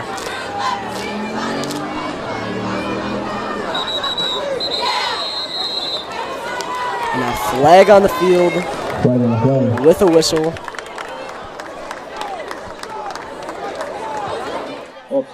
And it's going to be offsides against Christ the King, so it will move the ball up for St. Anthony's.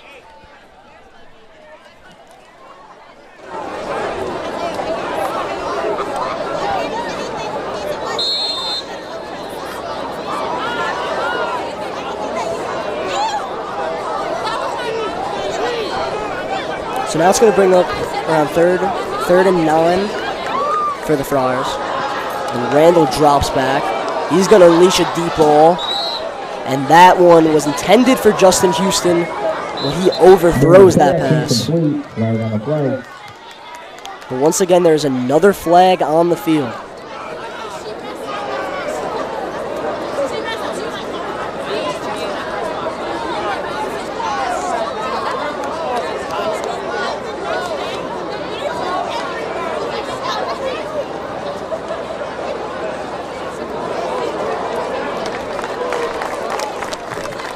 And it looks like that penalty is going to go against Christ the King. And it is a roughing the passer penalty, so that's an automatic first down, Alex. Christ the King is taking a lot of penalties on the defensive and offensive side. It's really hurting them in this game, keeping the clock ticking for the Friars. Damon, Christ the King defense has made a couple good plays on this drive, but the penalties just allowing the Friars to come back onto the field. It's 2 first downs they've given the Friars. So now another interesting set for St. Anthony's. It looks like Christian Taylor and Grant Gifford are now on the offensive side of the field for St. Anthony's, as they're usually primarily defensive players. It's Houston on the right side of Randall, and they will give it to Houston, but a short gain. And it is Zephron Lester with the tackle. At 6'1", 270, Lester has been a force for most of the season for Christ the King. By Lester.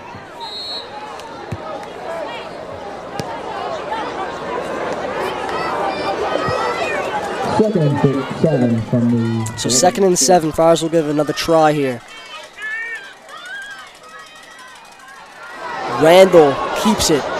Goes to the outside, Randall following a couple blocks. He gets one, makes a man miss. Greg Randall looking to get the first down. It looks like he might have got enough there, and the chains will move. There's that elusiveness showing by Randall, the great speed to get out of the pocket, and the good blocks by the Friars on that side to get the first down. First down, St. Anthony's.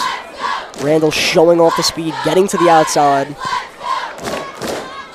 Now the Friars into Christ the King territory for the first time in a while. Once again, it's Taylor and Gifford in the offensive set. Randall takes the snap, gives it to Houston. Houston goes towards the outside, and he'll pick up a couple yards. Charles with a stop. As Kempier Charles bringing him down. And we've seen Justin Houston, he's been used in the passing game.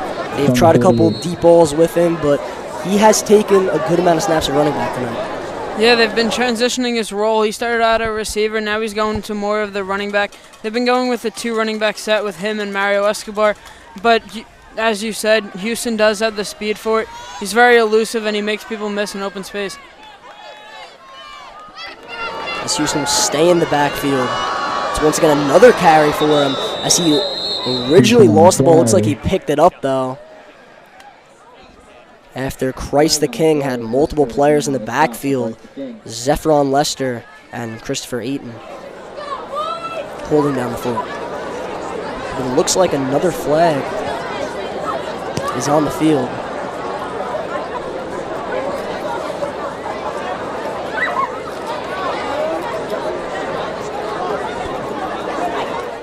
And this time it's going to go against St. Anthony's. It looked like originally as the Friars moved back.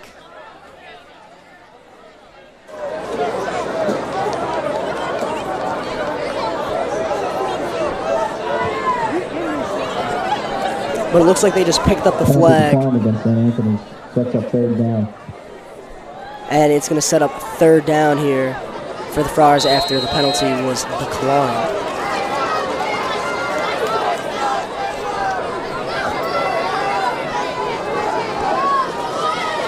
So now both Escobar and Houston in the backfield. And Randall in the shotgun. Randall now is going to take a shot downfield as he had his man Jernigan. But that ball went over his head. Brings up fourth down. As Alex, it looked like a little bit of a blown coverage there by Christ the King as Randall almost had Jernigan deep. Yeah, he almost had him. Jernigan was almost there for it. Almost made a great catch, and that would have close to been a touchdown or would have been a touchdown. Would have been a huge momentum swing to the Friars, but the punting unit is now back on the field. So once again, St. Anthony's will punt. That's been the story on offense all of tonight.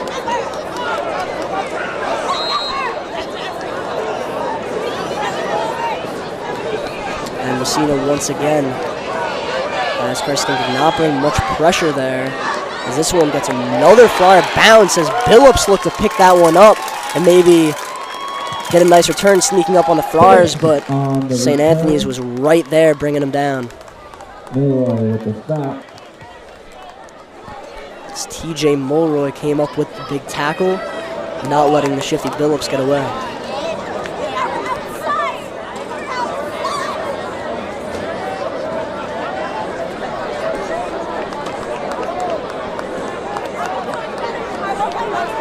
So last time out, the Christ the King offense had a good field to work with, but they did move the ball, eventually finding the end zone before getting denied on the two-point conversion attempt. But now we see Williams and Murphy in the backfield for Christ the King. As Bodden kept it, Bodden looking to throw, he'll do just that. And now it looks like there's going to be a flag on the play. As this one might be against Bobby Kittleberger. So they might call him for unnecessary roughness, but we'll see what the call is on the field.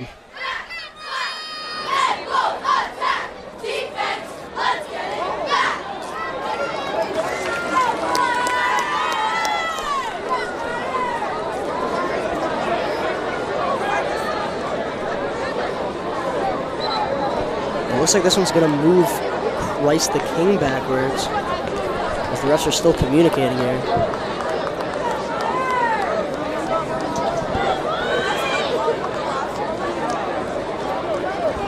And the penalty on Christ the King was actually declined by St. Anthony, so no penalty on Kittleberger, as it was a clean play. And now it's second down for the Royals.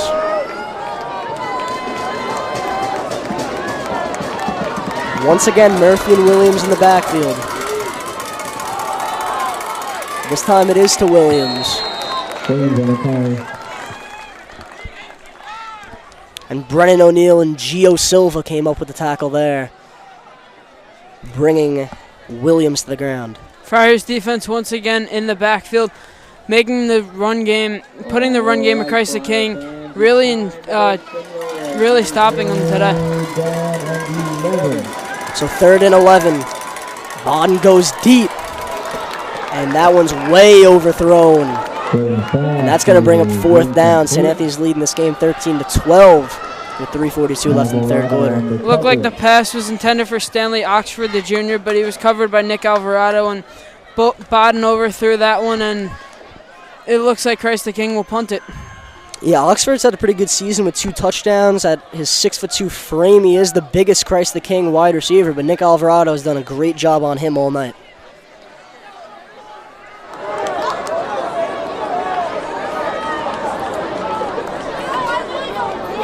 And a lot of people were hyping up this Christ the King offense, including us earlier on this broadcast, just because of how successful they've been early on.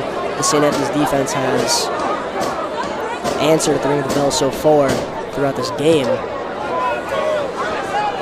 As the punt is towards Alvarado, and he's just going to make the smart play and not risk a fumble there after a couple bounces that went the Royals' way.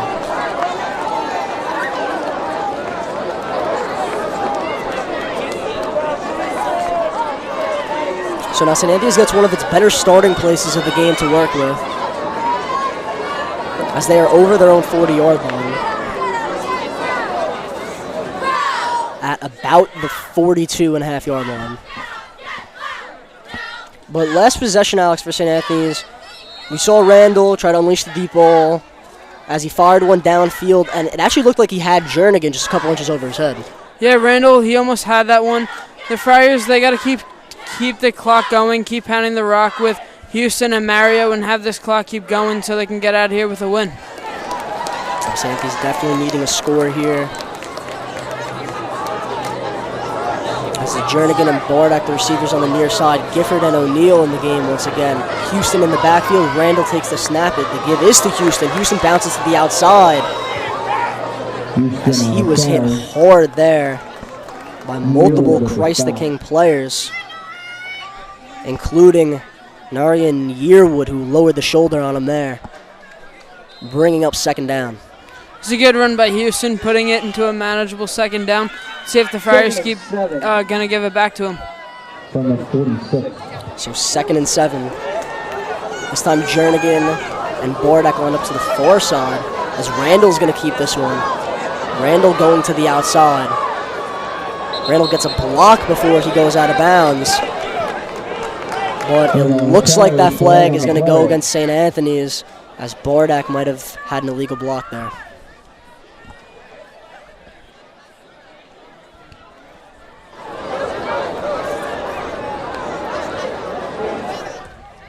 And that one definitely against the Friars.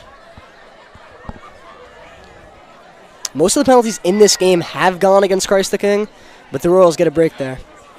It was a tough penalty for the Friars to take as it moves them back. So let's see what they do on this drive now. Personal foul against the Friars, 15-yard penalty. And that's going to push him back 15 yards here, as that is a bit of a killer. Yeah, it puts a dent in the drive for the Friars. But we'll see what Coach Minucci and Coach Taylor have lined up for this second and very long for the Friars.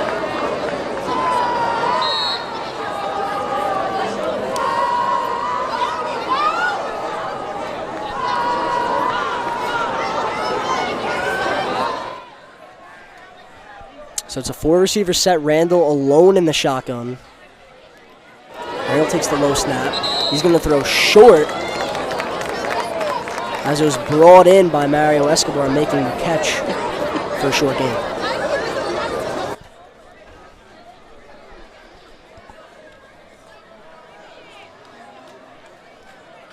So good short pass here on the near side. We'll see what the Friars have to do on 3rd and 14.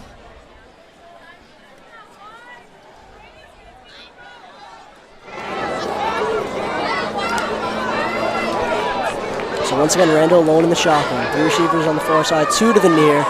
Randall's going to throw this one deep.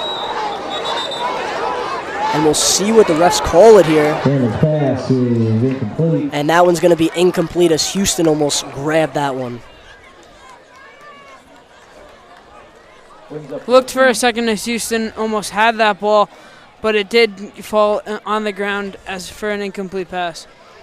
And Alex, once again, we've been saying it feels like all night that the Friars are going to have to punt here. Jake Messina's really done a good job punting the ball for the Friars and making it tough for the Christ the King offense to really get anything going. Yeah, so 2 minutes and 4 seconds left in the third quarter. St. Anthony's leads by the score of 13-12.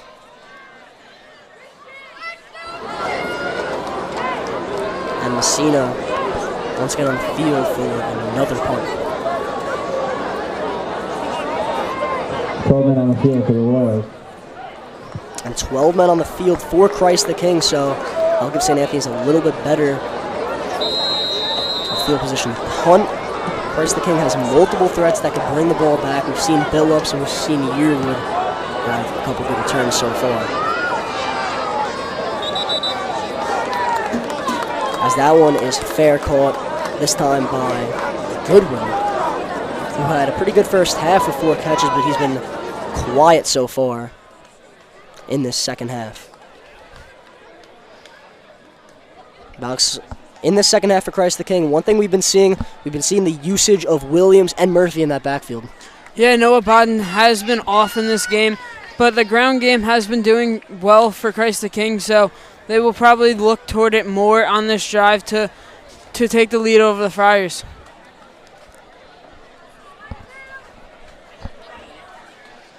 So now the Christ King offense coming back onto the field. And it looks like once again Williams and Murphy will be in the backfield. Murphy to the left, Williams to the right. The give is to Williams as he lowers the shoulder on the far side. He picks up a couple yards for Christ the King.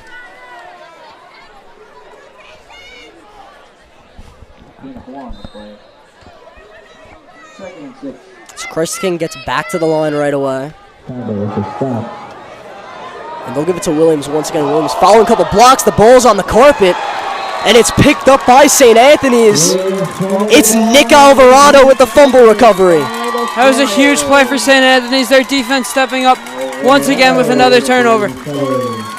Nick Alvarado, a kid that's been labeled the biggest playmaker on St. Anthony's, and big-time players make big-time plays in big-time games. Alvarado with a big fumble recovery. St. Anthony's forces a 4th turnover. They needed that. Puts the offense in great field position to get another touchdown and really increase their lead. Once again, the defense coming in to offense, and it looked like Bobby Kittleberger might have forced the fumble there, and Alvarado with a big-time recovery. And Kittleberger, he didn't see a ton of action last year. There's some questions if he could really anchor the secondary along with Alvarado, but a big-time play from him, giving the Friars great field position to have a chance to extend it. Now the handoff is to Escobar before he is wrapped up by number 44, Mike Palamico. Palamico, he's had 46 tackles through 3 games, which actually led New York State. He's been relatively quiet. I mean, he's had a good amount of tackles, but not quite the 14 per game we've been seeing so far throughout the season. So now under a minute left in this 3rd quarter. St. Anthony still leads by 1 as the score reads 13-12 Friars.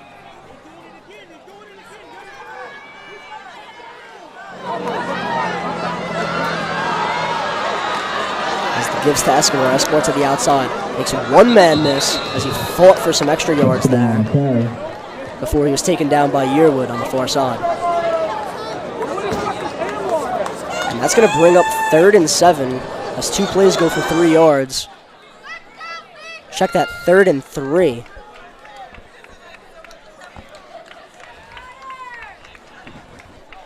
This is a huge play for the Friars to get the first down and keep the clock going, but it looks like they're going to let the clock run out and go into the 4th quarter leading by 1.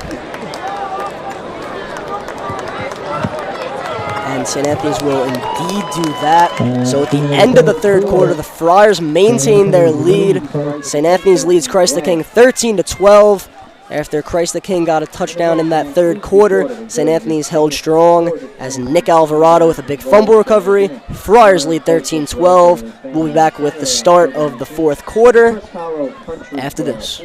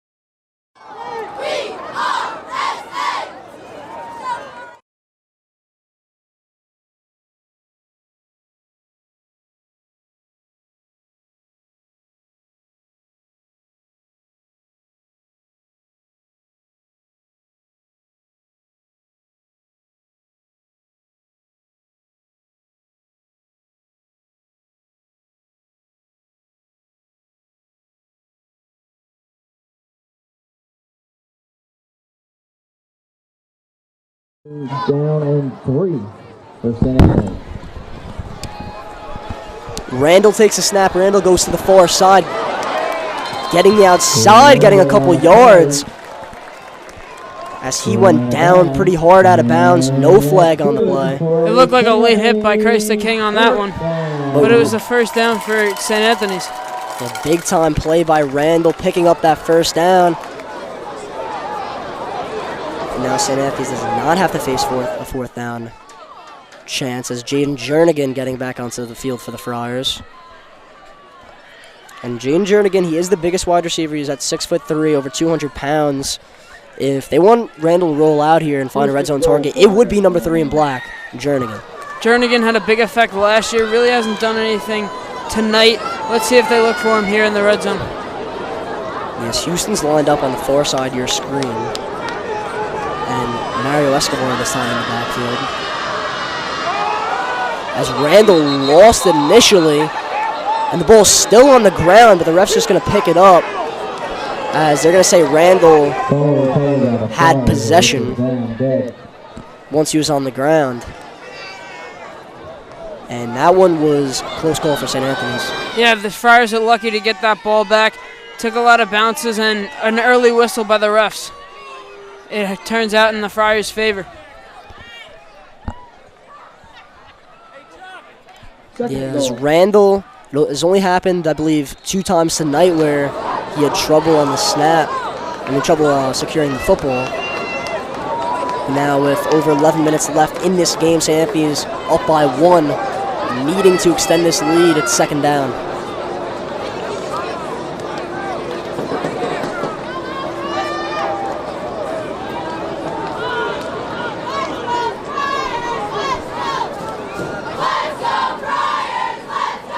As Randall takes the snap, he's going to keep this one. Greg Randall just brought down by Mike Palanico. It was a good run by Randall there, showing his speed on the option with Escobar, bringing it down to the 4-yard line, and curious to see where they go here. Yes, Randall almost had the end zone there, but a great tackle by Michael Palanico. 10 minutes and 20 seconds left in this game. Third down. We'll see where the Friars go. It's going to be Randall in the shotgun with Escobar to his right. Randall rolls to the near side. Randall still with it. Greg Randall finds the end zone. Touchdown, St. Anthony's. But there is a flag on the field after Randall rolled to the near side and found the end zone. We'll see if it goes against the Friars. Block in the back against St. Anthony's. And it will go against St. Anthony's. A block in the back. That is a killer of a penalty, taking a touchdown on the board. That was a great run by Randall, making people miss and getting into the space and getting the score for the Friars, but goes back on the block in the back penalty. And most people here are in disbelief, as now we are at 10 minutes exactly. And that penalty will really back them up here, as they're at the 15-yard line, 3rd and goal. It was a 10-yard penalty on that one. So we'll see if they try to go conservative here, maybe a handoff to Escobar, or if they try to go end zone. Houston, the man in motion. The give is to Houston on the outside. The Christ the King defense all over it. And there is another flag on the field once again.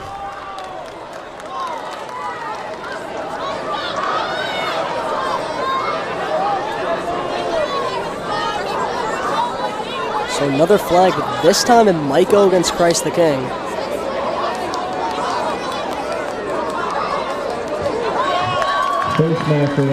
And it will be a face mask penalty against the Royals. It was a crucial penalty to take for the Royals, moving the ball right back down for the Friars. Automatic first down for the Friars. And Alex, that gives St. Anthony's a first down, so 4 more plays to work with for the Friars, and Christ the King keeps feeling like they're just shooting themselves in the foot here with all these penalties. Yeah, they've taken penalties all game. Offense, defense, it really doesn't matter, and it's been killing them.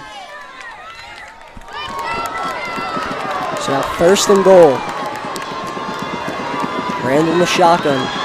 Randall rolling right. Randall still with it. He'll go out of bounds.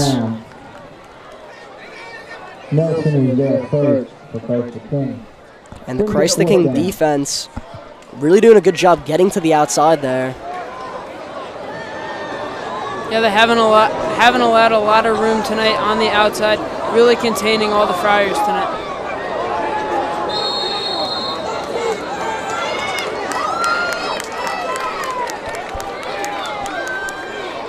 So now St. Anthony's is going to go on for a field goal attempt, as it was not an automatic first down before. It is 4th and goal. Scucciarini for a crucial field goal here, which could push the Friars up to a 4-point lead. The snap, the hold, Scucciarini's kick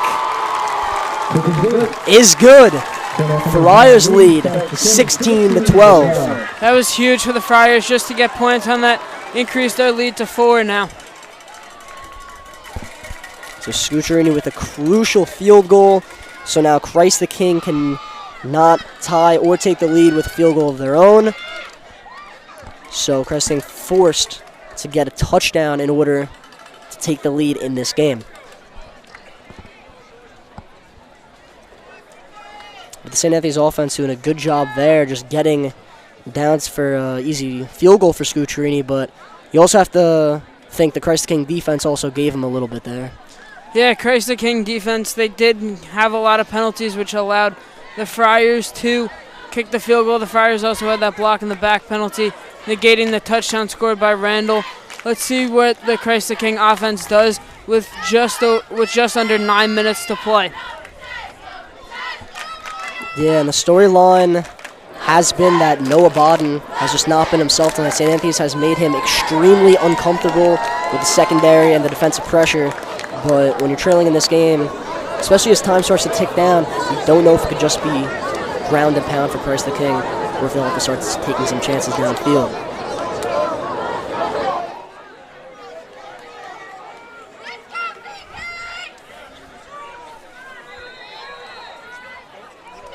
So now it's going to be Lewis Honeycutt on the kickoff for St. Anthony's. As this one a bit short, it's going to be received at the 20-yard line by Billups, and he's going to bring that one up to the 30.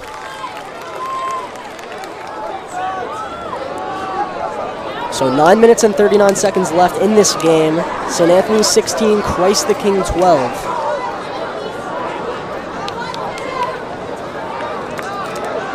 We'll see what the Christ the King offense has in store as the time is ticking.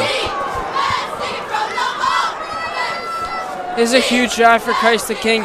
They need points as the Friars just tacked on 3. Noah Bodden really has to get his offense back on track. So Christ the King comes out in their usual shotgun formation. Murphy lined up to the left of Bodden, 2 receivers on the left and right.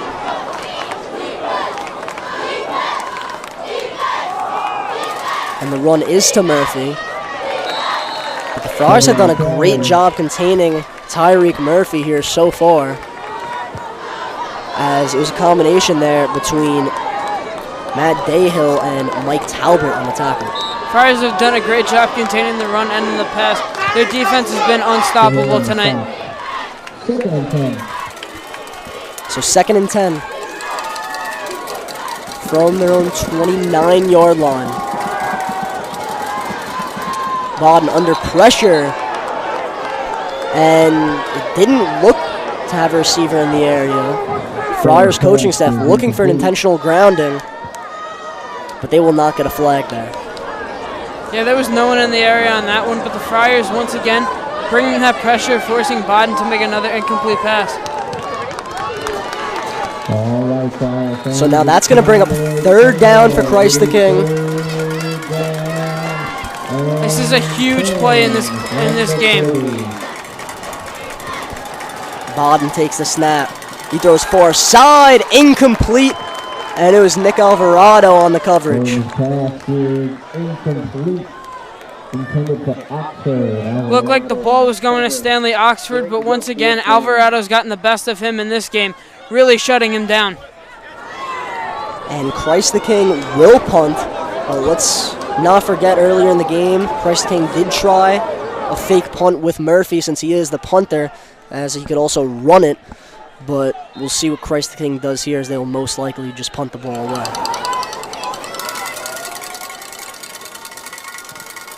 And Murphy does just that. But it was not a great punt there. St. Anthony starts in Christ the King territory.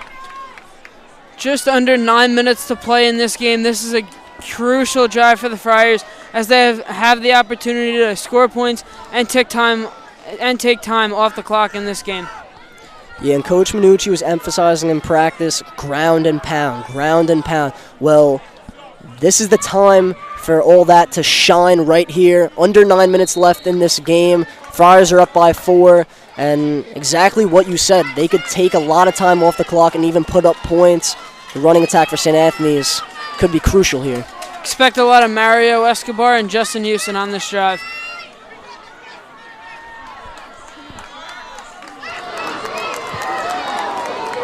So they'll start at the 50-yard line, actually, 1st and 10. 1st and 10 from midfield. Randall to give to Escobar.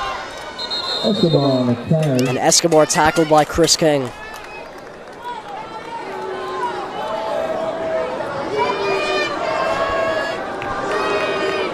And that Christ the King B line coming up big there on the first play of this possession. As Randall now getting the play call. Time ticking as now 8 minutes and 20 seconds left in this game. Friars up by 4. Randall takes the snap, rolls left, Randall to the outside, flag on the field.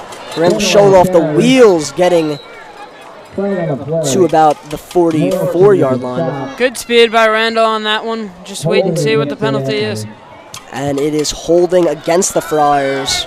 So that'll just push St. Anthony's back, and Alex, we really couldn't have that there. 2nd and I believe it's going to be 14 now. There's a crucial penalty for the Friars to take on that one. Just they can't take stupid penalties. They have to keep the clock going, have to keep it on the ground. Can't make stupid penalties or turn the ball over. Just have to be smart here.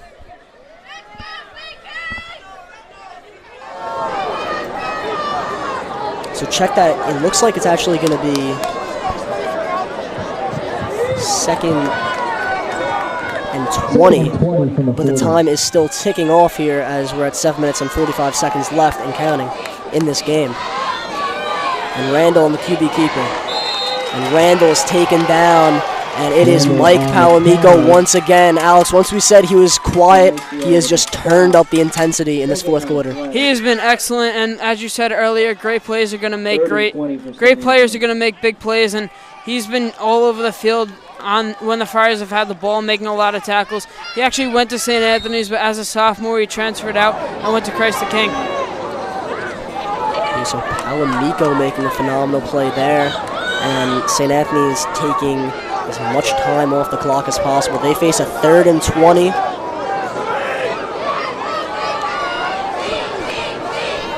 And we'll see what the Friars have intact here. Under 7 minutes now. Randall gives it to Escobar. Escobar bouncing to the outside, but he is tackled out of bounds. It is Chris King once again with another tackle for Christ the King. He's been phenomenal so far. That was a great play by King. One only forcing him to the outside, getting Mario to step out, and then the tackle himself. He's been, as we said with Palamico, he's been all over the field in this game. Yeah, Chris King's been a problem at 6'3", 235. He also shows off the speed, making a great play there. And St. Anthony's will have to punt the ball back to this Christ the King offense.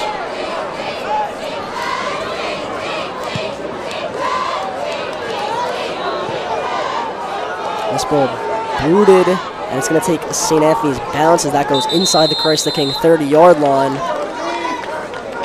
And the Royals offense will come back onto the field. So, Alex, 6 minutes and 35 seconds left in this game. St. Anthony's defense has been phenomenal, but if you're Christ the King here, who do you want the ball in their hands? I would go with Tyreek Murphy. There is enough time to still run the ball. He's been their best player on offense. Bodden's been off tonight. Murphy has been putting the pressure on St. Anthony's, but if the Friars do start to stop him, look for Bodden to throw more. So Murphy does come back onto the field with Bodden as he's going to be lined up in the backfield. As Goodwin's the man in motion. Now making it 3 receivers on the far side, 1 to the near. 1st and 10 from the 28. Bodden picks up the low snap. Bodden being pressured. He breaks a tackle. Noah Bodden still on his feet. Bodden now scrambles, throws a bullet. But that one is incomplete. But what a play by Noah Bodden, avoiding the pressure. Yeah, as you said, what a play by him. Avoided getting sacked twice, and a huge loss for Christ the King. And just to get that ball away is very crucial. And he dodged a couple defenders there, making it look easy. And it's going to stay at 2nd and 10. 2nd and 10.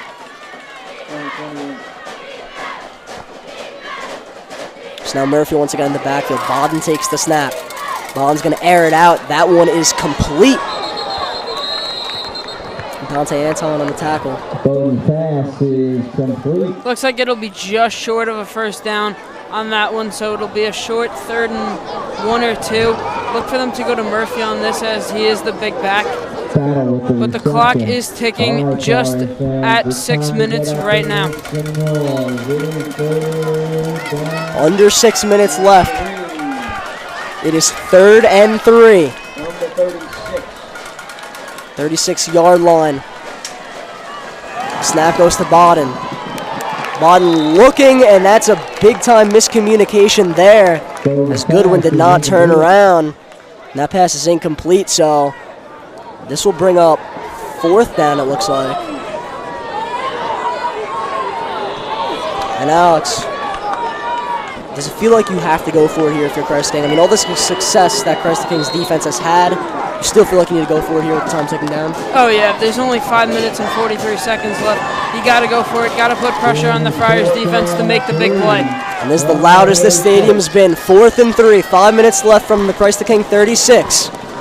3 receivers to the near side. Bodden takes the snap. Bodden wrapped up in the backfield. Guess who it is? Brennan O'Neill.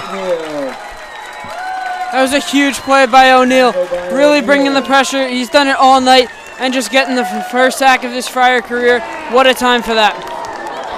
We've talked about it all night. O'Neill, he's been applying the pressure. He's been applying the pressure. This time, he takes down the junior quarterback, Bodden, and he makes a big-time play for the Friars. And now the St. Anthony's offense comes back onto the field, and they could potentially ice this one. The offense needs a good drive, needs to take time off the clock here. 5:39 left. They can really end this game right here with a good drive.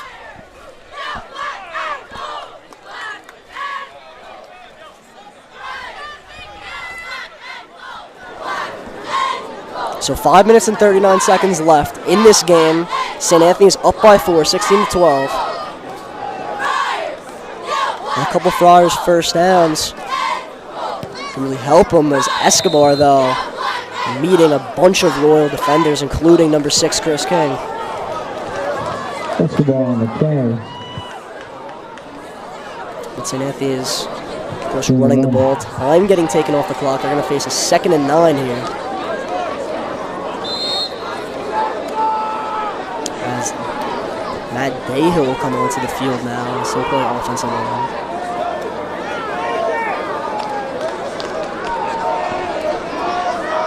So St. Anthony's really taking their time here as the clock is now under 5 minutes. Got to take all of the time off the clock here. Can't give Christ the King any time left. It's Houston and Escobar in the backfield. The handoff is to Mario Escobar. But it's those 2 guys, Palomino and Chris King, on the stop. Escobar was fighting for more yards at the end. Makes it a 3rd and 6 on this play, but the time is still ticking. It's getting close to 4 minutes left in this one.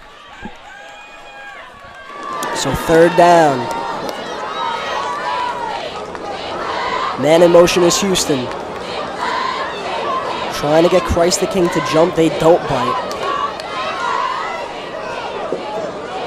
You have to look back to the sideline for the play call. Clock approaching 4 minutes. It's Randall. Randall on the keeper. And Randall approaches the 1st down. We'll see where the ref spots the ball.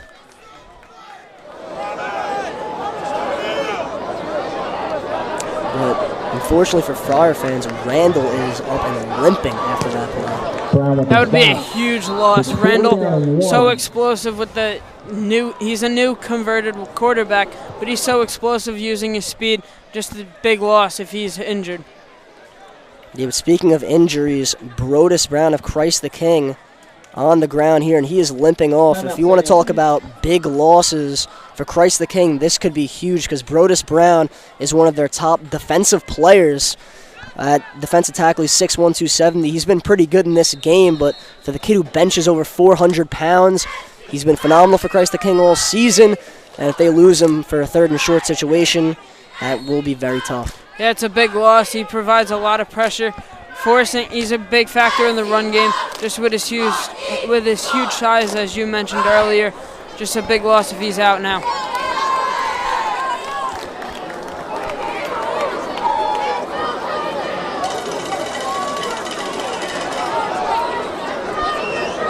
So it is a St. Anthony's timeout, but the clock is still running. So we'll see what the refs want to do about this one, and it's going to be a whistle on the play. And now they'll rule it as a timeout, so we'll see how much time they put back on the clock.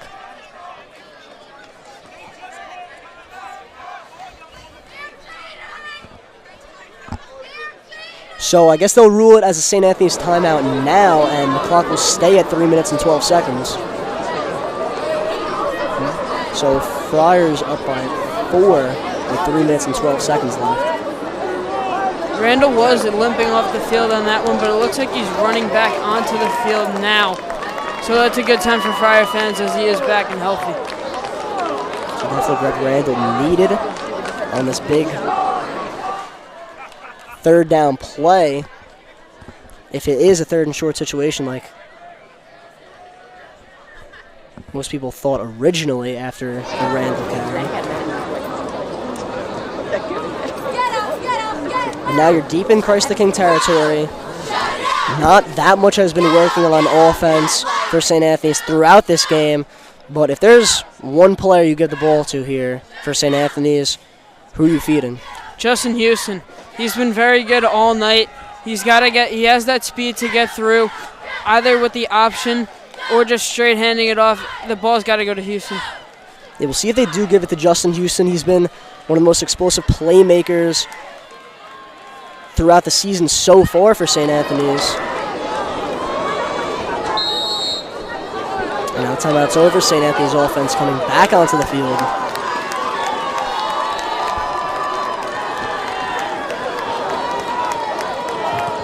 And it's not a shotgun situation here. It's going to be a quarterback sneak. And the Christ the King defense looked like it might have came up big there. And Christ the King is going to take over as the quarterback sneak comes up short for the Friars. That was a great stop by Christ the King, not giving the Friars any room. And now with just over 3 minutes left in this game, the Christ the King offense has been so electric this year. Haven't really shown it tonight. They have the potential to do it right here. So not much has worked for the Friars on offense throughout this game, but you got to think a quarterback sneak with Christ the King's defensive line just so much bigger than the Friars' offensive line. Might have been a little bit of a questionable call there, but nevertheless, Christ the King has the ball with just a little bit over 3 minutes left, and we'll see if the junior Noah Bodden can come up big for Christ the King. It's going to be Bodden alone in the shotgun. He's a player with big-time college looks. Some people say he hasn't done it on the field, but we'll see what happens now. As his first pass is complete of the drive, as he hit Billups on the far side. Tupper with the stop. 2nd and 5.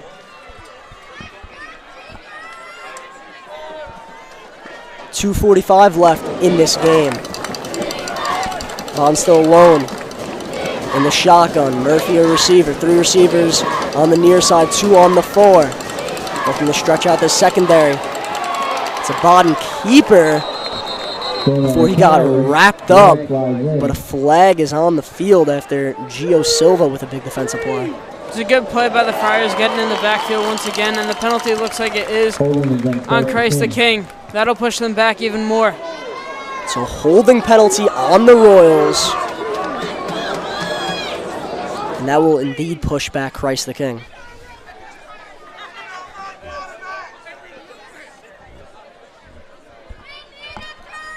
So the clock is going to stop for now via the penalty. And we'll see what Christ the King wants to do here on offense, as it is 2nd and 15 for the Royals. Just 2 minutes and 25 seconds left on the clock here. Time's ticking for Christ the King.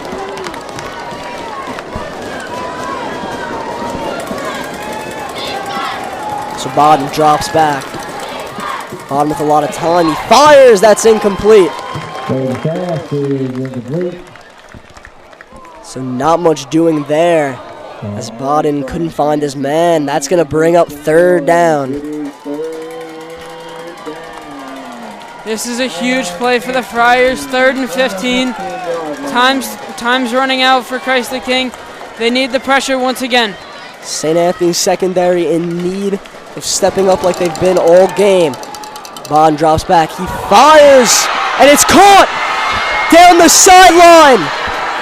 It's Talik Battle. Talik Battle is into the end zone. Touchdown, Christ the King. Bodden to Battle. And Christ the King has taken the lead with 1 minute and 58 seconds left in this game. What a huge play that was. Battle's been quiet all night. It was hard to slow him down. Last week he had 6 catches for 110 yards and 2 touchdowns. With that great speed, showing why he's so good. We mentioned Talik Battle's speed, and we mentioned Noah Bodden's big arm, and there's the match right there.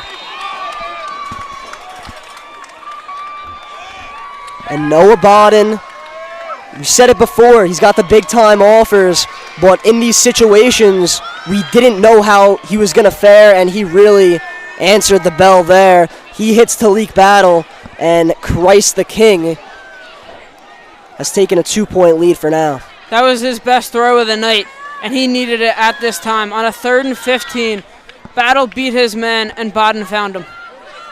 So Christ the King takes the 2-point lead. The extra point situation hasn't been great, so this is actually pretty interesting, because if Christ the King can't convert here, the Friars could win it with a field goal, and there still is 1 minute and 58 seconds left. The Friars offense has to have something up their sleeves. Yeah, this is a huge play. To, as you said, a 2-point game to a 4-point game, and this game is huge. The Friars do have their timeout, so.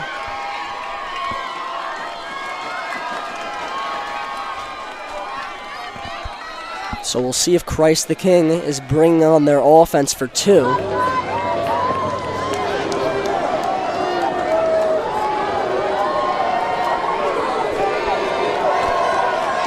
And it looks like they are. So Bodden's going to go under center. He's converted on the sneak before. Bodden rolls. Bodden makes a man miss. Bodden shuffles it, but it's short. It hits the ground. 2-point conversion unsuccessful for Christ the King. That was exactly what the Friars needed. Now only down by 2. This is the drive for the Friars. They need points to win this ball game.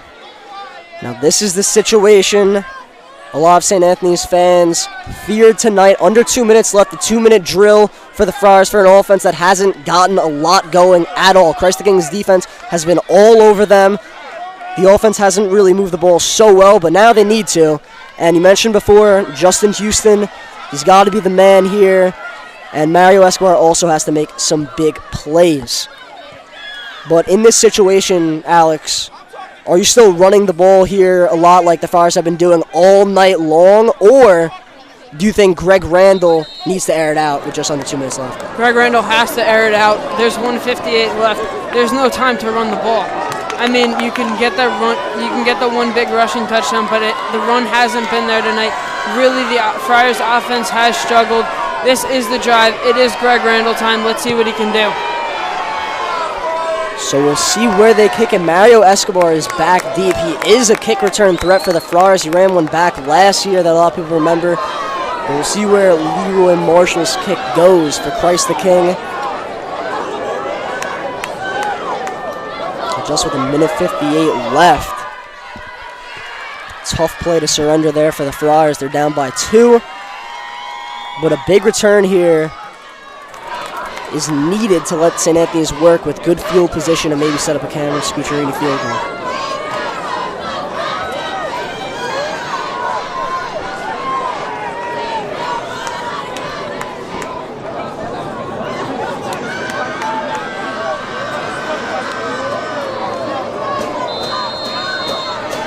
So now Christ the King getting ready to kick off. 1:58 left. Royals 18, Friars 16. And here we go. Beautiful kick, but it's at the goal line. And it's brought out by Bardak. Bardak got the outside. Bardak still on his feet. Bardak's going to bring that one almost to the 40-yard line. So, Alex, they got a good return just like they needed. That was a huge return by Chris Bardak, giving the Friars good field position. 60 yards for a touchdown. They don't need all 60. Cameron Scucciarini's got the leg to make the field goal. Let's see what Greg Randall and this offense can do. Yeah, Bardak hasn't quite been a huge name coming into the season. Boy, has he made some great plays today for the Friars. And now you're coming on to the offensive side of the field. You've been asking it all night, like, how do you fix this offense? They haven't really been moving the ball. Houston, Escobar, they're both playmakers. They got to make some big-time plays here. Houston, Escobar, and Jernigan. He hasn't really been featured tonight. They got big players, have to make big plays, and this is the time for the Friars. Under 2 minutes, it's go time for this offense. And Greg Randall, he's been shut down a lot in this game. But if it's ever time for him to show up, it's now. 2-minute drill, 1:48 left. And once again, of course, Friars in their usual shotgun formation. 2 receivers to the far side. Escobar, the man in motion. Randall's going to be looking, and it's incomplete, intended for Justin Houston. As was great coverage there by Noah Jefferson. Only took 5 seconds off the clock. They needed that. They got to complete their passes. They got to move down the field. Randall's got to hit his receivers on this drive.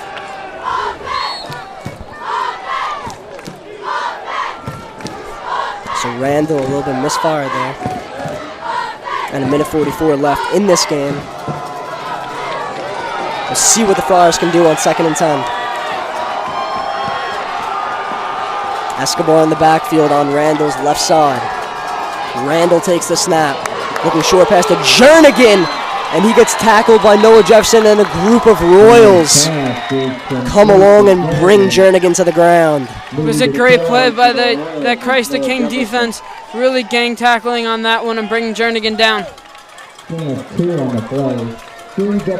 So now only a gain of a couple yards. 3rd and 8. 1:15 and counting left. As the Friars have really gone backwards here so far.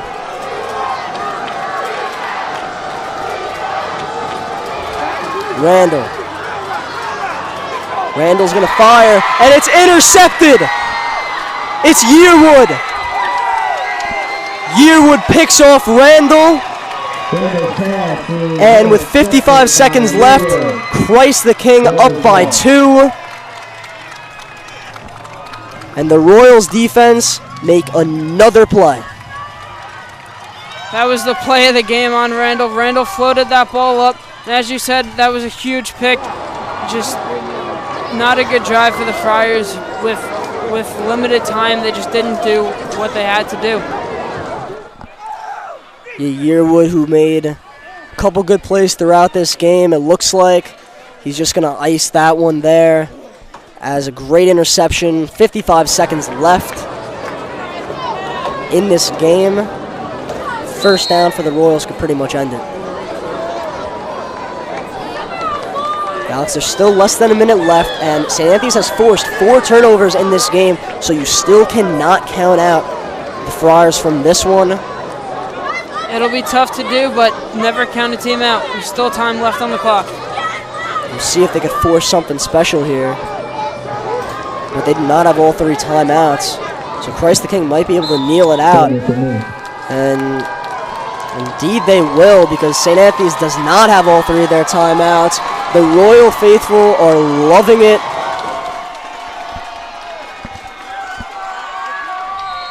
And by the looks of this, Christ the King is just going to take another knee.